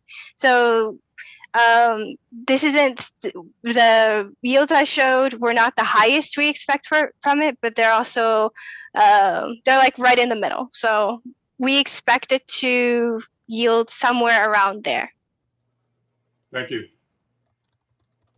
So this is Cindy again. So how large are these units? And just, I mean, you may have already said this, but are you able to grow only one thing at a time? Are you growing multiple products simultaneously? I mean, I think that the idea is really kind of cool, and it seems like a modern day, way of gardening. Anybody could do it. I mean, certainly targeting towards people who need it. It makes a lot of sense. But I'm having a hard time understanding how big this garden is. Okay, so like each one of these units is 12 inches by 12 inches by 30 inches. We will plant multiple plants within this, and it will end up becoming thickly vegetated. We're planning for it to look really green inside, lots of leaves. You would take several of these units and stack them together to act as a system. We expect a system for a person eating 4,000 calories to take up less space than someone's bedroom. So we're talking about a fraction of a small bedroom. Okay, thank you.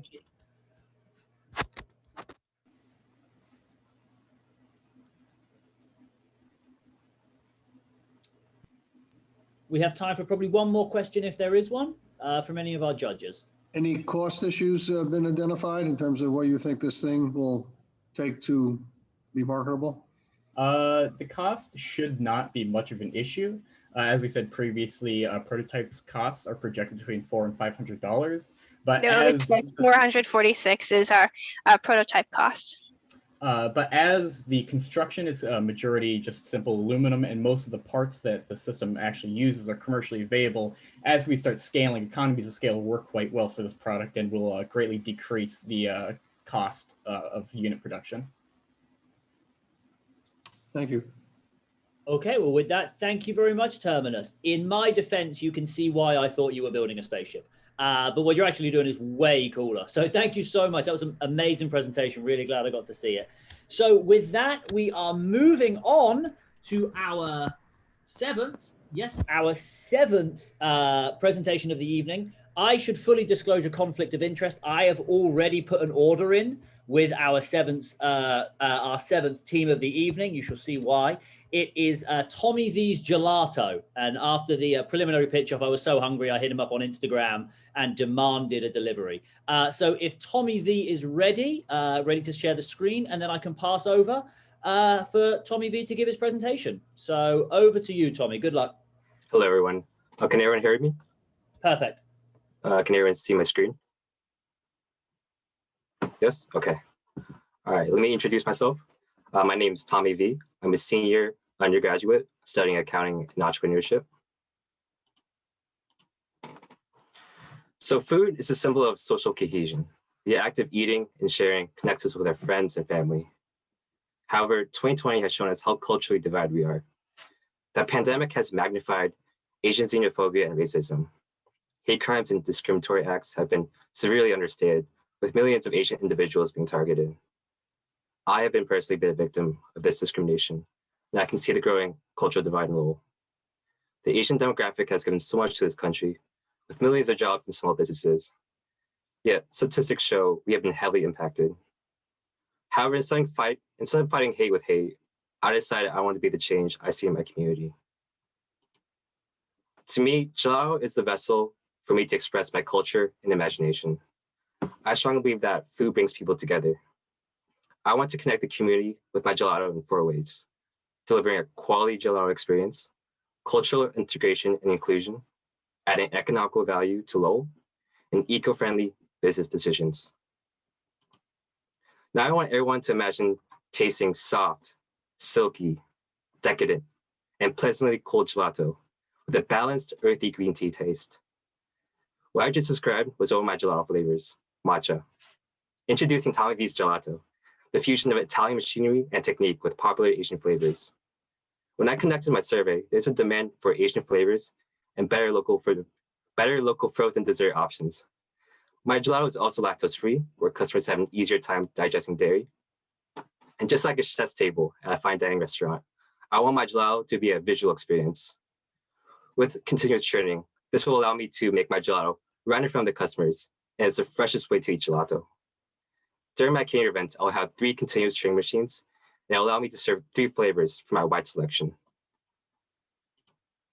So these catering events will allow a fun and social experience for my customers, where individuals from different backgrounds can come together and be able to enjoy gelato together.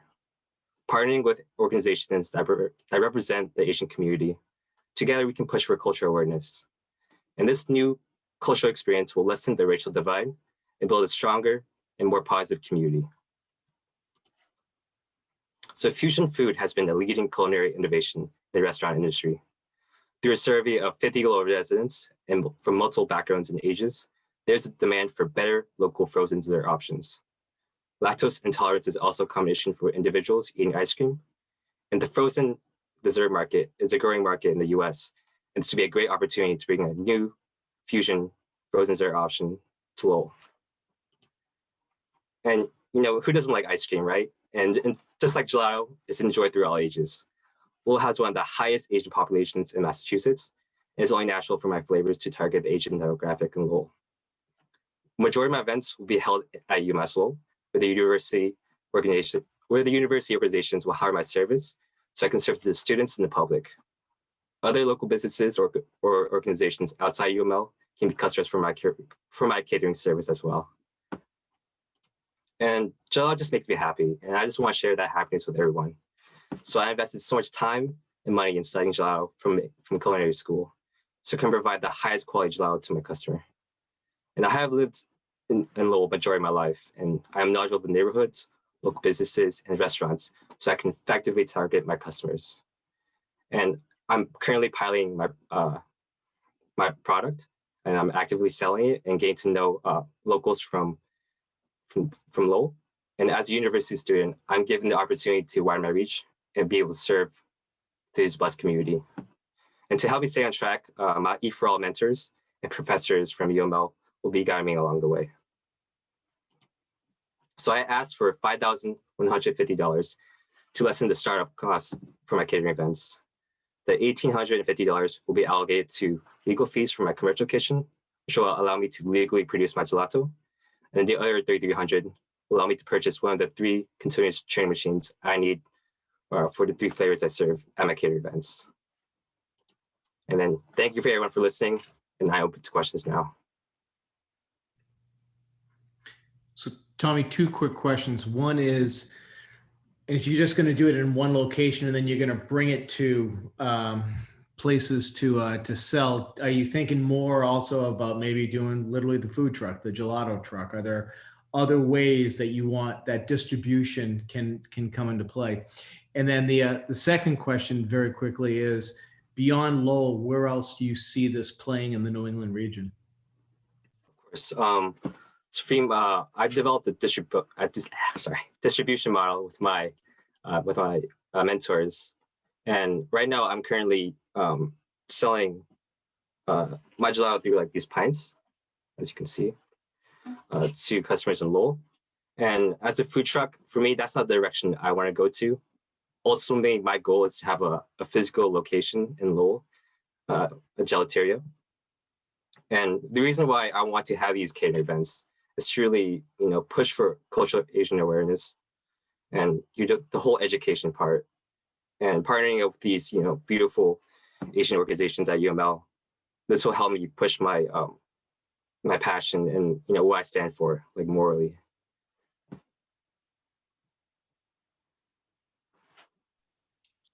Tommy, quick question.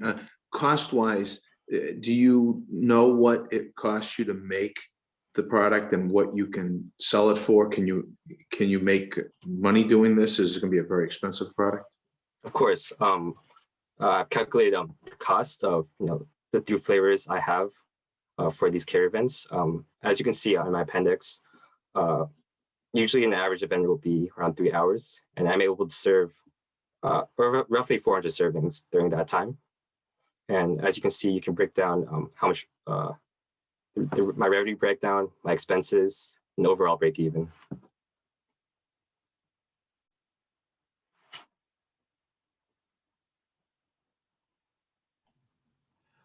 How does that compare to a physical? You talk about wanting to have that physical presence and be there in the community part of it. How does that compare to actually doing an event? I mean, when I understand physical presence, like some type of storefront, is that what you're ultimately thinking? Yes, but for me currently, I want to have cater events at UML.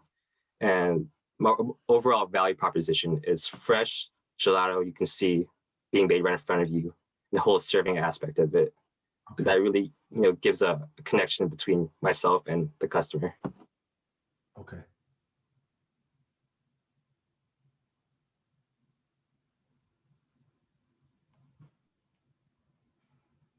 Are there any more questions from the judges for Tommy V? Okay.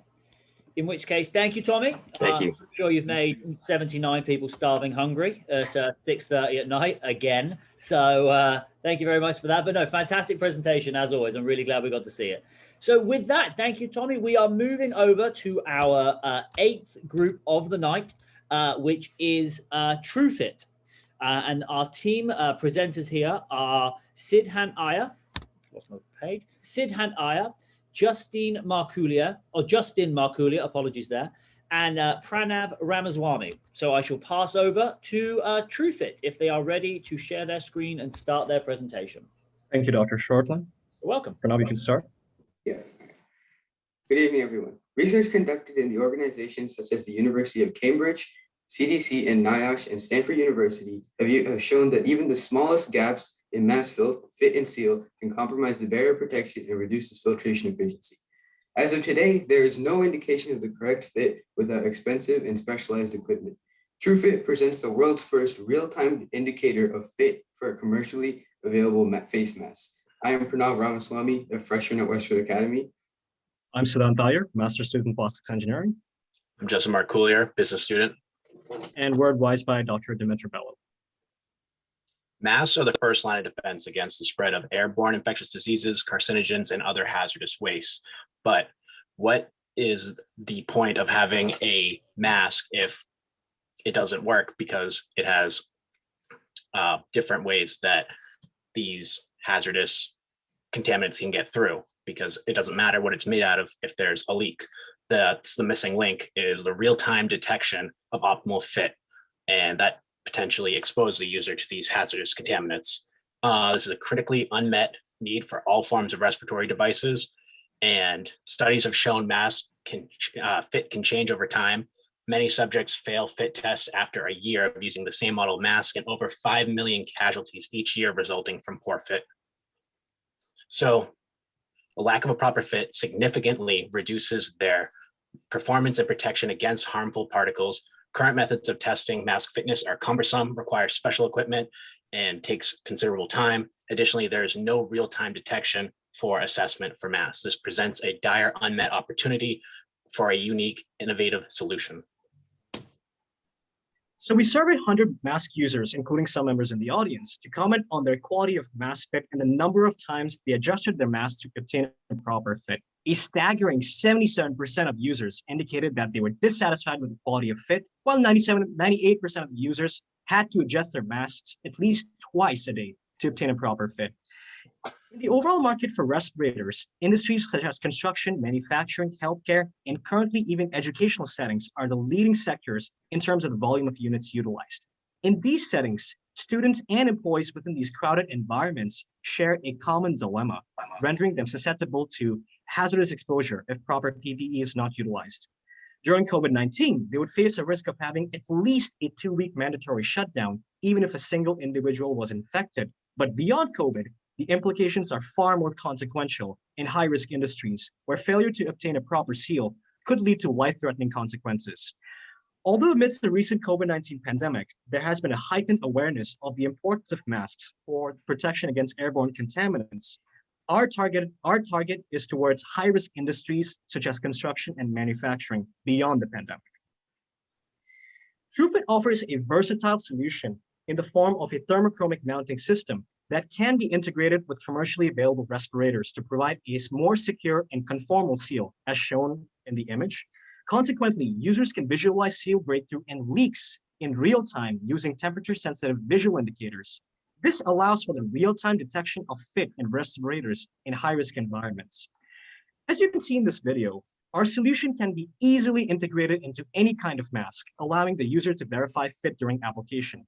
The indication of an airtight seal is verified by the instantaneous color change in these thermochromic dyes that are in contact with the user's face. The presence of the black color indicates an improper fit or leakage. Our device qualifies sealability on a scale from poor to good, such that a user facing a mirror or another coworker can rapidly flag a poor seal, promptly triggering readjustment of the respirator. This technology responds to the unmet need to enhance mask effectiveness, whose benefits will serve the healthcare sector and high-risk industries for decades to come. So currently, there are no other face masks in the market that offer a visual indication for ensuring optimal fit and seal. However, there are strapless alternatives in the market that provide an adhesive sealing mechanism, but do not provide an indication of seal, like the strapless N95 respirator offered by Avery Dennison. TrueFit is revolutionary in the way it combines the aspect of a readjustable seal and an accurate and visual indication of seal breakthrough. It is non-cumbersome, accurate, does not involve expensive instrumentation, and is suitable for real-time detection under all environments. Additionally, some major impacts from the implementation of our technology includes minimizing the airborne transmission of highly infectious particles and cost and time benefits by reducing the probability of workplace shutdown. TrueFit has conducted an extensive prior art search and is in the process of filing a series of provisional patents for multiple generations of these masks. We are also performing fit testing using an in-house Portacount 8038 fit tester and intend to conduct an unbiased case study. In the near future, TrueFit pledges for $7,500 in funding from DifferenceMaker to cover costs associated with materials, testing, equipment rental, and IP-associated costs for the successful commercialization of its technology. Additionally, TrueFit plans to access the support of the UMass Lowell ecosystem, the outstanding equipment rented by the Fabric Discovery Center, M2D2, and the Innovation Hub to expedite its product towards commercialization. We thank the audience for listening to our pitch and open the room for any questions. This is thanks for the presentation. It's really good. Is this product sort of designed for disposable masks primarily, or is it a reusable product?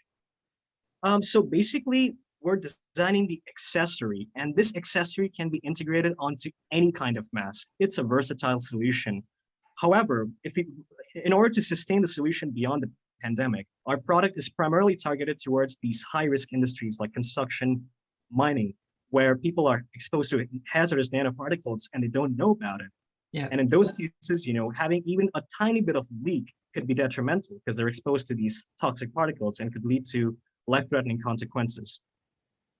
Got it. Is it waterproof, or is it sort of, does the surface of the skin have to be dry? Like, does it stay, do you stay protected in only a dry environment? Or I'm just curious about. No, that's a very good question that you raised, and like I mentioned in my pitch, we have different generations of these masks. And in one of the generations that we're currently working on, this mask, the accessory on this mask can be machine washable due to due to the adhesive component that can only be activated at certain temperatures. Unfortunately, I'm not at liberty to discuss more information due to the proprietary nature and the ongoing IP process, but I hope that gives you an indication of the answer. So I just want to build on what, Lorna's questions. And maybe you can't answer this because of the proprietary issue, but so are you saying that the accessory is reusable? Absolutely. Okay.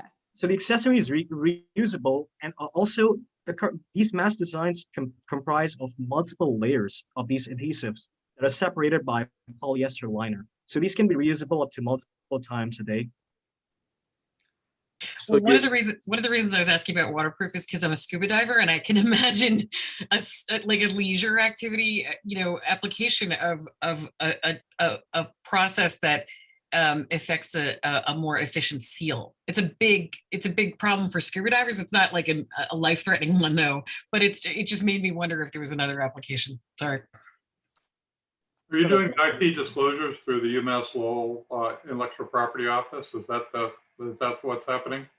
Not really. We're actually doing it as a separate entity by ourselves. So we're planning to establish an LLC, and we will intend to access some of the UMass resources as an external party in all these cases. So this is Brian. Can you, maybe you can or can't, talk about a little bit about the pricing? Is how expensive is this thing? Oh, I can answer that. It's a great question too. So to give you a high-level overview, implementing this into existing manufacturing lines would represent a 12% increase in as an added cost per unit of mass manufacture. If you want to go into a little bit more detail of how we got to that number, we're accounting for the raw material costs for these thermochromic inks, these medical grade skin safe adhesive, and the packaging and encapsulating materials, which represent a minimal cost per piece when you account for economies of scale, let's say for 10 million masks. There needs to be investment into additional instrumentation, which would be implemented in the assembly line for existing mask manufacturers, which would represent a high fixed cost, but the price per mask would kind of plateau down once you reach a high throughput, let's say 10 million.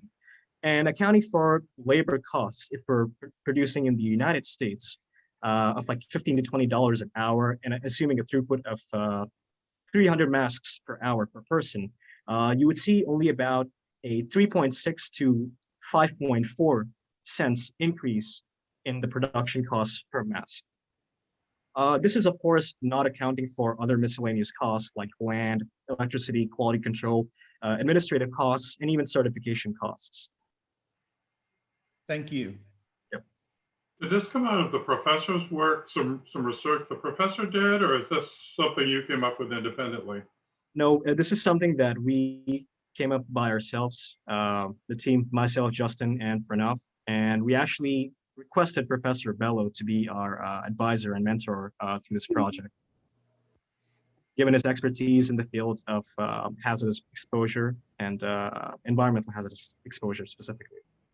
Is it safe to assume that since it will, protect the wearer from contaminants coming into the mask, does it successfully also work in the reverse? It sounds like it might, right? That like anything that that the wearer might have, Right. in their system would be stopped from Absolutely. being exposed to people around them. Right. So surgical applications, for example, could be.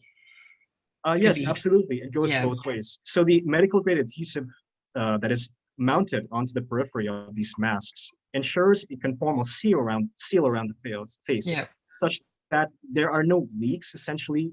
So a person won't contaminate the environment and would also be safe from any contamination from the edges, the periphery, basically.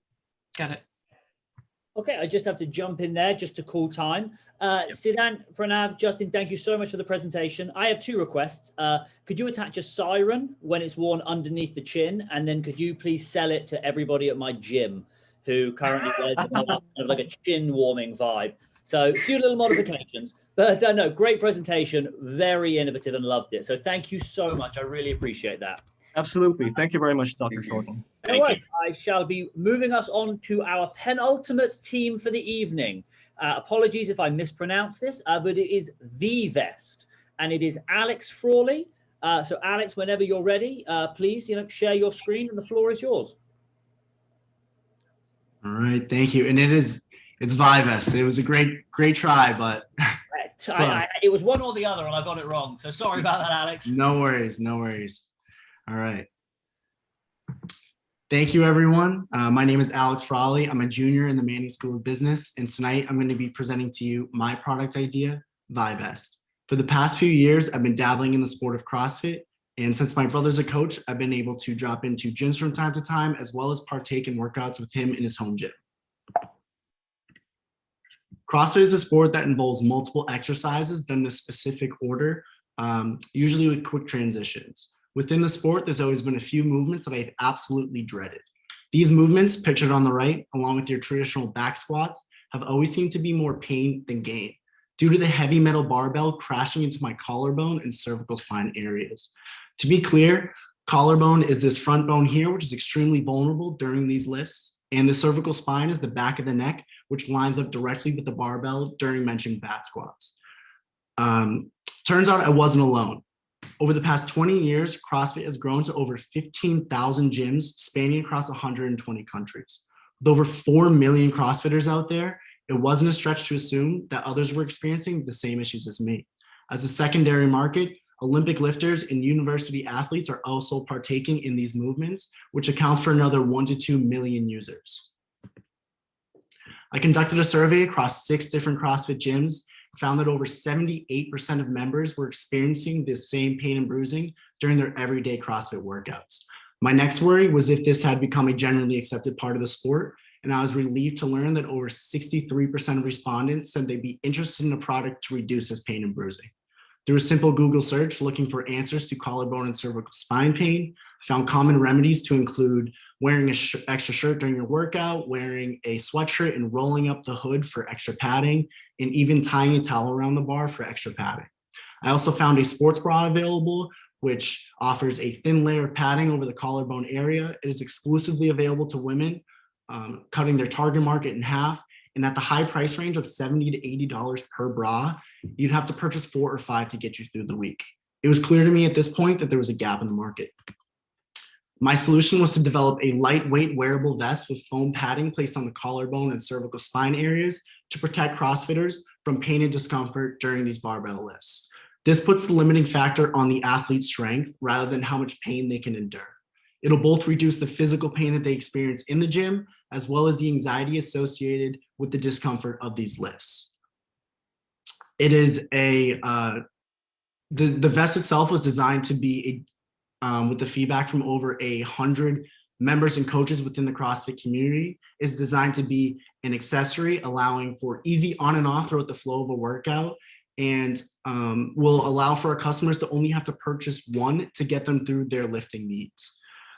It is also a unisex product, which will come in multiple dimensions, allowing for access to all shapes and sizes.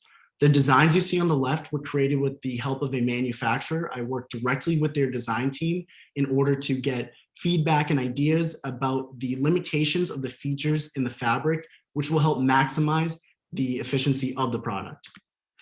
I worked diligently to gather resources to help propel this product into the market. Resources such as my brother previously mentioned, who has over 10 years experience in CrossFit, over 100 members and coaches within the community who have given valuable feedback about features they'd like to see, as well as performance notes. I have established a partnership with 3 former professional CrossFitters who have made a living off of this industry and have extensive knowledge about the monetization of it, as well as its capabilities. I've talked to a manufacturer who understands the task at hand and is working to provide samples, which will ultimately result in a testable prototype. And I've spoken to doctors and physical therapists who will help with the design process in order to get the medical certifications necessary following the final design. I foresee a $7,000 budget for this project, $5,000 of which will go towards the prototype development through its various stages. $1,000 will go towards the patent, including the product design, as well as its unique protection technology. And another $1,000 will go towards the product testing and marketing, which will include social media marketing, as well as sending samples to current professionals in the sport. Thank you so much for your time and consideration. I'd be happy to answer any questions at this time. You could also reach me at my email, alexanderfrawley1@gmail.com, or through my LinkedIn profile, which is under my name, Alex Frawley. Thank you. Good. Any questions from the judges? Nice prezzo, Alex. I think that I think that this is a really interesting little niche product. And it sounds like an ingenious sort of innovation around this particular issue. And you've demonstrated some scale, to this problem, given the scope of CrossFit users and lifters and et cetera. Do you have any early indication of a price point? I know it's early days yet, but given that you've been talking to manufacturers, do you have any kind of, estimate? Yeah, so I've heard some rough estimates when it comes to the time that they put in, as well as the materials. So it'll depend on the sourcing, but it looks like for the first run, it's going to fall somewhere between $30 and $40 per unit to produce. And I would like to keep the price range in the probably, I would say like $100 to $120. I would like to stay at the high end of that because from what I've seen in business, you can always bring the price down, but it's hard to bring the price back up. So I'd rather start in that 120 range. Is that comparable to other, sports related protection gear? Is there some sort of benchmark? Yes. So it would be most comparable to like a weight belt, something that you throw in your gym bag, you have one of. Those can range, it depends on which kind you're getting, but those can range from around $70, $80 up to, like $200 or $300, depending on the brand and the material that you're getting. But yeah, because you're only purchasing one, the higher price range is pretty usual. Mm-hmm. Have you at all explored a discussion with CrossFit about a cross promo or a cross production process? So not CrossFit itself. So I will bring up these. So the professionals that I have involved in it, they were former champions, former competitors. So they have connections within the world of CrossFit, not directly the brand CrossFit itself, because they don't really produce many products rather than just the competitions. But like Reebok, Rogue, the massive names within the industry, they have corporate connections with those. Got it. And Alex, this is Cindy. So I think as this one product, you could see it as a niche product. You could see it, there's clearly a need for it, and I think it would help a lot of people. And your passion has, really comes through. So thank you for that. What do you see some extensibility of this brand down the road for other indications, other uses? Because I mean, I go to the gym too, and there are certain things that I'd like to see done. I mean, even when you're lifting weights and you're wearing the gloves, sometimes the gloves fall apart, they just move around. I mean, is it a niche product, or is it something you see extended beyond, CrossFit and your current application? Absolutely. So I would, as I mentioned, I would like to get it involved in some sort of physical therapy usages, so medical usages for rehabilitation for athletes or people just coming off of collarbone injuries, cervical spine injuries, things like that. But also, like you said, like the everyday gym goer, just finding remedies to those. So I do have a few ideas down how to expand the brand rather than just a specific one product. I've also been thinking of different ways to innovate on top of this product to different features that I've gotten feedback about from members and coaches that they would like to see. So I'd like to develop further like a 2.0, 3.0 of this to help modify it and reach those needs. Okay, thank you. Thank you. Are there any, have you come across, do you have any concerns with regards to what type of material you'll be able to use that will provide the value that you're looking for and not create a limit of motion or mobility for the user? Absolutely. Yeah, you hit the nail on the head there. So that's been the most difficult part of this process, is trying to find things. So when you're going overhead, to make sure it doesn't bunch up, to make sure that the material can withstand the constant barbell hitting it over and over. So the manufacturers that I'm working with have personal relationships with people at 3M. So they've been working with them to try to find durable materials that are flexible, but also durable and also machine washable. So I'm trying to make sure that this product, as it is a gym accessory, is able to be washed and reused and not just, get disgusting and sit in the trunk of your car forever. Okay, we have probably time for one more quick question, if there is one. Okay, if not, Alex, thank you so much. You can put me down for one because I know the exact bruises you're talking about. So when you're ready, send me an email and I'll happily buy this product. I think it's a really good invention. So well done. So with that, everybody, we have arrived at our final presentation of the evening, the 10th team. We are now at Wonder Wheel. And this is a team comprising of Sansriti Sharma, Alexander Hofer, Kang Nguyen, and Rashal El Ghazal. So if you are ready, Wonder Wheel, the floor is yours. Fantastic, Alex. Thank you very much.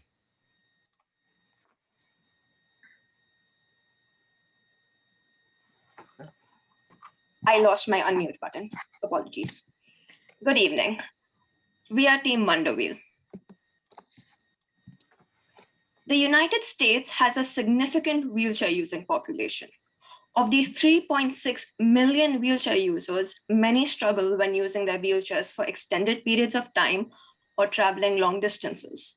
Many users we surveyed reported chronic injuries from manual propulsion. Some wheelchair users turn to power wheelchairs to address their needs, but these can cost around $10,000. For the 80% who use their chair part-time, power assists are more suitable. A power assist is an electric add-on for a wheelchair that enhances or replaces manual propulsion. However, these two can be very expensive, averaging around $6,000. The users we surveyed found this price well beyond their means, with most being able to afford a device costing $2,000 or less. Recently becoming a wheelchair user myself introduced me to this community. Speaking to several members made it clear that both power wheelchairs and wheelchair power assists are extremely difficult to get through insurance. When I went through the process myself, the sheer cost, even after having good insurance, was so good that I couldn't afford it. However, to make sure this was a product needed by the community, we also put out a survey. Within a week, we had 78 responses, but the potential market is far beyond that, with 1.5% of the US population using wheelchairs, according to a consensus of 2014. A study done in North Florida showed that when power assistance are available to wheelchair users, it expands their opportunities and enhances their quality of life. From a small community, we found that most would use assist 2 to 3 days a week and in various ways from indoor to outdoor. Our research found that most devices on the market are unaffordable. Even the cheapest competitor, being the ChillCare Companion, exceeds the $1,000 to $2,000 range that our survey established as affordable. Many existing power assist devices lack essential features such as full powered steering and the ability to go in reverse. The smart device on the top right is expensive. It offers some steering assistance, but still relies on the user for manual steering. The companion in the lower right relies entirely on the user for the manual steering. For the groups we surveyed, manual steering can cause stress and strain in the shoulder, pain in the wrists and hands, and could potentially cause chronic injuries. Our solution is the Wonder Wheel, a motorized caster that attaches to the back of a manual wheelchair. The main value of our design is its low cost and focus on accessibility, utilizing joystick control to minimize strain and granting precise powered steering. Additionally, we are working on a companion app that will allow users to view device statistics and adjust performance to their liking, as our survey indicated a desire for this feature. Here is a demonstration of our proof of concept prototype. It operates using an Arduino microcontroller, taking input from the joystick and sending commands to the motor controllers. It was made with a budget of about $1,000, with the largest costs being for pre-machined structural parts, the motors, and battery. We expect many of these costs to go down on a production-ready device due to the ability to buy components in bulk and optimize required machine work.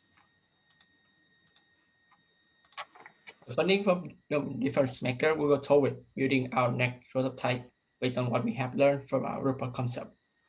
Our estimate total funding for this stage is $5,000. $3,000 will be put toward the prototype to cover material costs, machine part, building custom circuit board, and testing different approach. Another $2,000 will be used to buy wheelchair to ensure our product will fit different model, as well as whatever extra tool may be necessary. Thank you very much for your listening. Is there any question?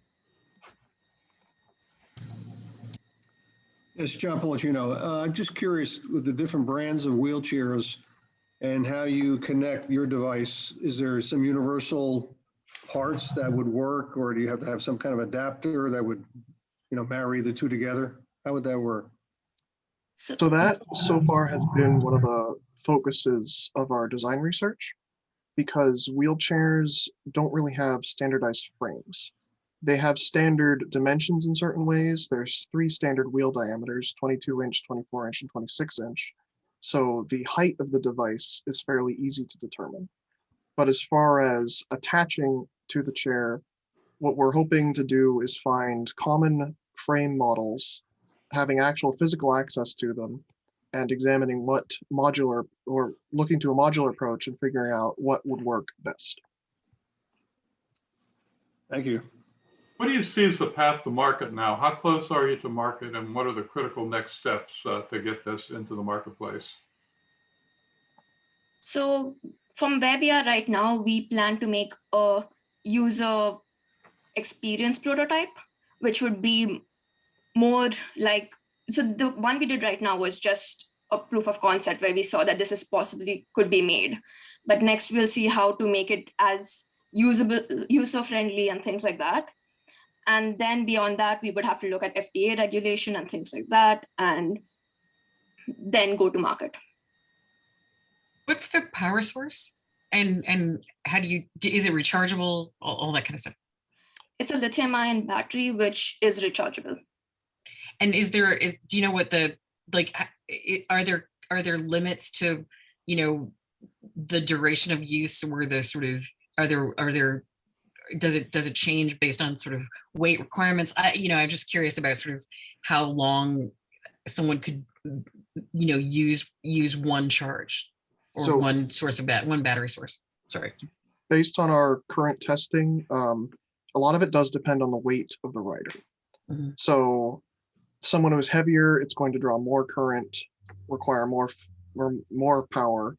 On our current testing, it would probably last for about an hour of continuous forward driving. On heavier users and for lighter users, around 2 hours. And our goal is that for someone in, the 100 to 150 pound range, we have a nice solid 2 to 2.5 hours of continuous driving. In terms of durability, have you tested it on uneven road surfaces, the bumps that come on sidewalks, things like that? What are some of your durability concerns right now that you've identified? So we have tested it in a variety of uneven road environments. Our biggest concern with those is actually not just durability, but road contact. We're looking into making a mechanical suspension system on our next device to both insulate the structural frame from road forces as well as ensure regular contact. So do you have any idea how much weight these things are going to be? How much more weight are you going to add to it?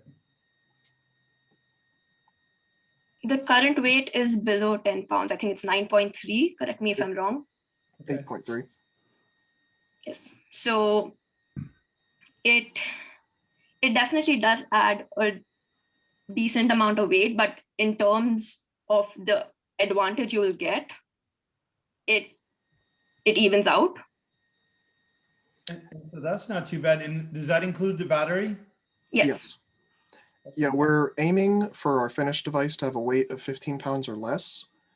A lot of the devices on the market the Smart Drive is about that heavy off the top of my head. The Yamaha Navi series devices are around 30 pounds. Some of the devices can actually be quite heavy. So you brought up a slide where you had the different prices of your competitors. What do you think you guys, where do you hope to land yours as far as price goes? Between $1,000 and $2,000. Our current prototype to make costs less than $1,000. So hopefully that will also go down when we're not using prefabricated parts and things like that. So.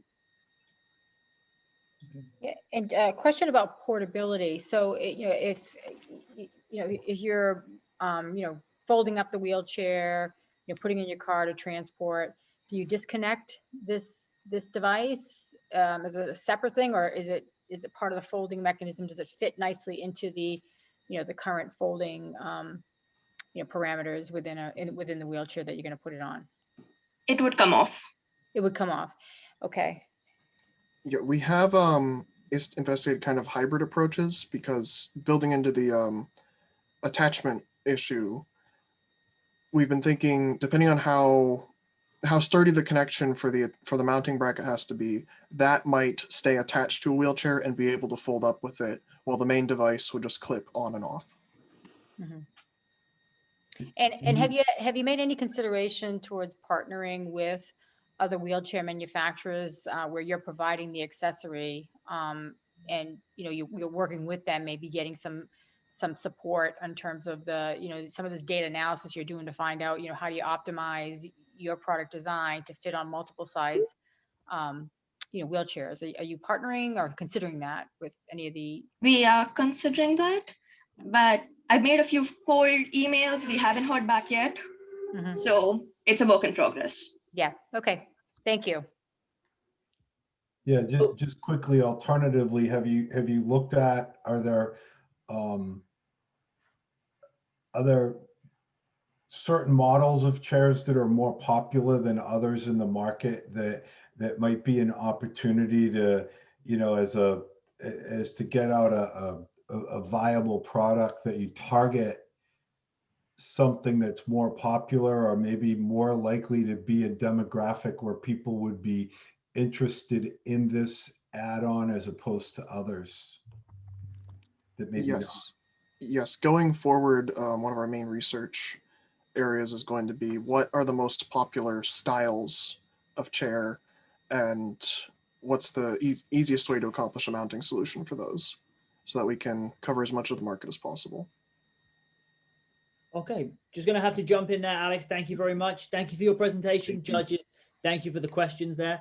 And all, we have arrived at the end of our 10 teams and their presentations. And I would like to thank the teams for their incredibly informative, concise presentations. It can't be easy to condense that much work and passion into 5 minutes. Thank you, judges, for the Q&A. Incredibly informative, and I hope you enjoyed the back and forth there. I'd like to thank the moderator, which is me, for keeping us to time. That hasn't happened at a DifferenceMaker event for as long as I can remember. So congrats, really, a job well moderated. But no, most of us have a 45-minute break. We can all log off, eat some Tommy V's gelato and relax for a little while. Judges, you are being asked to log off from here and then log into, I think, a private deliberation room to decide the award winners for the evening. And then we will all be back on this Zoom at 8 p.m. for the announcements. So congrats, everyone. Thank you so much. And I will see you all in 45 minutes. So Okay, well sounds done. good. All right, folks, without further ado, this is what you've all been waiting for. I do want to thank our judges who just did a fantastic job here in terms of deliberating. Everyone did a great job presenting. Can you all see this okay?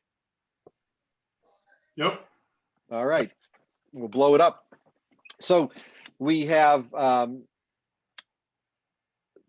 the RIST Campus-Wide DifferenceMaker Award, Significant Social Impact Award, the Sutherland Innovative Technology Award, Contribution to a Healthier Lifestyle Award, the Jack M. Wilson First Product to Market Award, and Commitment to a Sustainable Environment Award.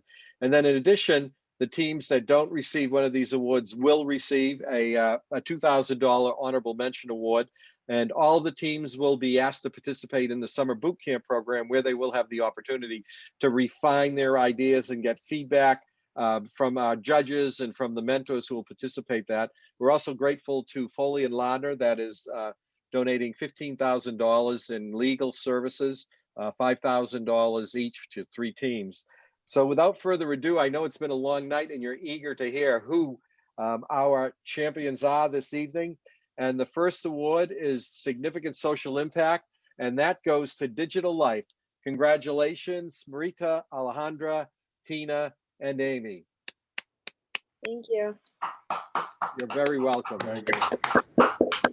And you can see the very stylish wrist DifferenceMaker. We got to work on the background on that, Holly, so people can see the shape of it. But we will get you an award, and then Holly and the DifferenceMaker team will be in touch with you to get you into the summer boot camp. Well done. Thank you. Next up is the Sutherland Innovative Technology Award, a $4,000 award sponsored by Andrew Sutherland. And that award goes to NavLens. Congratulations, NavLens, Asa, Daniel, Alden, Christina, Edwin, and Jack. Well done. The judges look forward to seeing you move this technology forward. And again, you'll receive the award and you will be part of our summer boot camp program. The next award is the Contribution to a Healthier Lifestyle Award. And I know we had quite a bit of competition for this award this evening. And the winner of this evening's award is Apple a Day.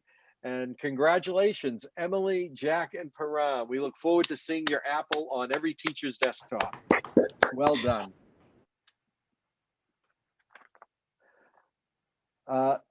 The next award is the Jack M. Wilson First Product to Market Award, sponsored by our own President Emeritus and Manning School of Business faculty member, Jack Wilson, who's a strong advocate for you and entrepreneurship and everything UMass. So thank you for that, Jack.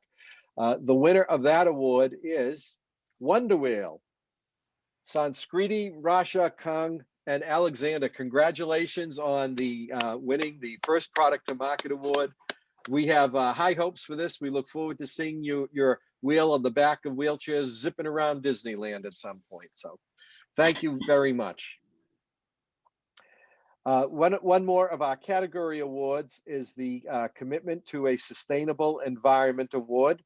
That is a $4,000 award, and that award is going to Green Fertilizer. Samuel, Visal, and Bernard, congratulations again. You did a nice job tonight. We look forward to seeing your technology move forward, and we look forward to seeing Green Fertilizer mapped out across the continent there. Very well done. Thank you. With that, it brings us to our campus-wide Difference Maker Award. And this is an award that goes each year to a team that has worked hard on their idea, presents a solid idea, shows the energy, ambition to move it forward, and it's the kind of team we want to help represent the campus as we move out and compete in other spaces. And it's a $7,000 award. It's a pretty prestigious award, and that award this year will go to TrueFit. Congratulations, Siddhant, Justin, and Pranav, campus-wide difference makers for 2021.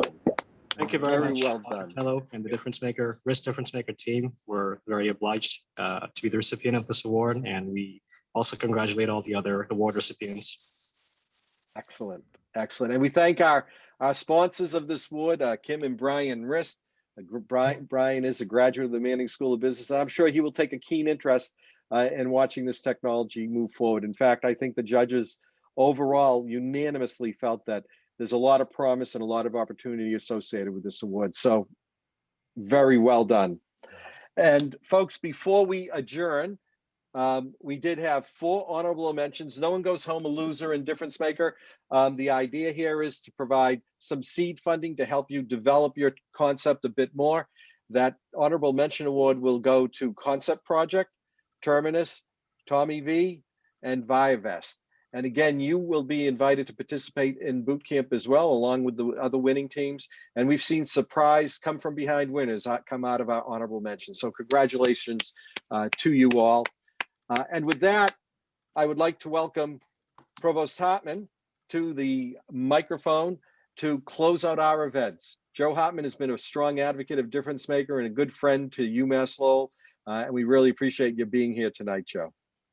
My pleasure. And I know to our judges, thank you so much for working overtime tonight. I don't know if you were grilling each other up there or Steve was just wanting to get more out of you tonight, but sincerely appreciate your support of tonight and of our students. To all the students out there, great work. I missed the first 2 presentations, but thoroughly enjoyed the rest. Just tremendous to take this on in the situation that we're on campus, but to take advantage of these opportunities. Holly, to you and your team, fantastic as always. You know, as I'm looking at going through all those projects, you guys covered food insecurity, sustainability, supporting people with disabilities, nutrition and health, health and safety, social justice. It's just amazing what a difference you do want to make in the world. And I hope these awards, small or big, doesn't matter. Continue pushing these things forward. It will all work out in the end. And again, thanks to everyone. Neil, great job tonight. Our faculty fellows, thank you so much for your support of the students, all of our students and your advisors. Again, to the judges and friends, thank you for tonight. Have a great evening. Stay safe. And let's hope we're doing this all in a big old room, celebrating together next year. Okay. Thank you. Well done, everybody. Congratulations. Congratulations, everybody. Take care. Congratulations, everyone. Thank you. Thank you. You, good night.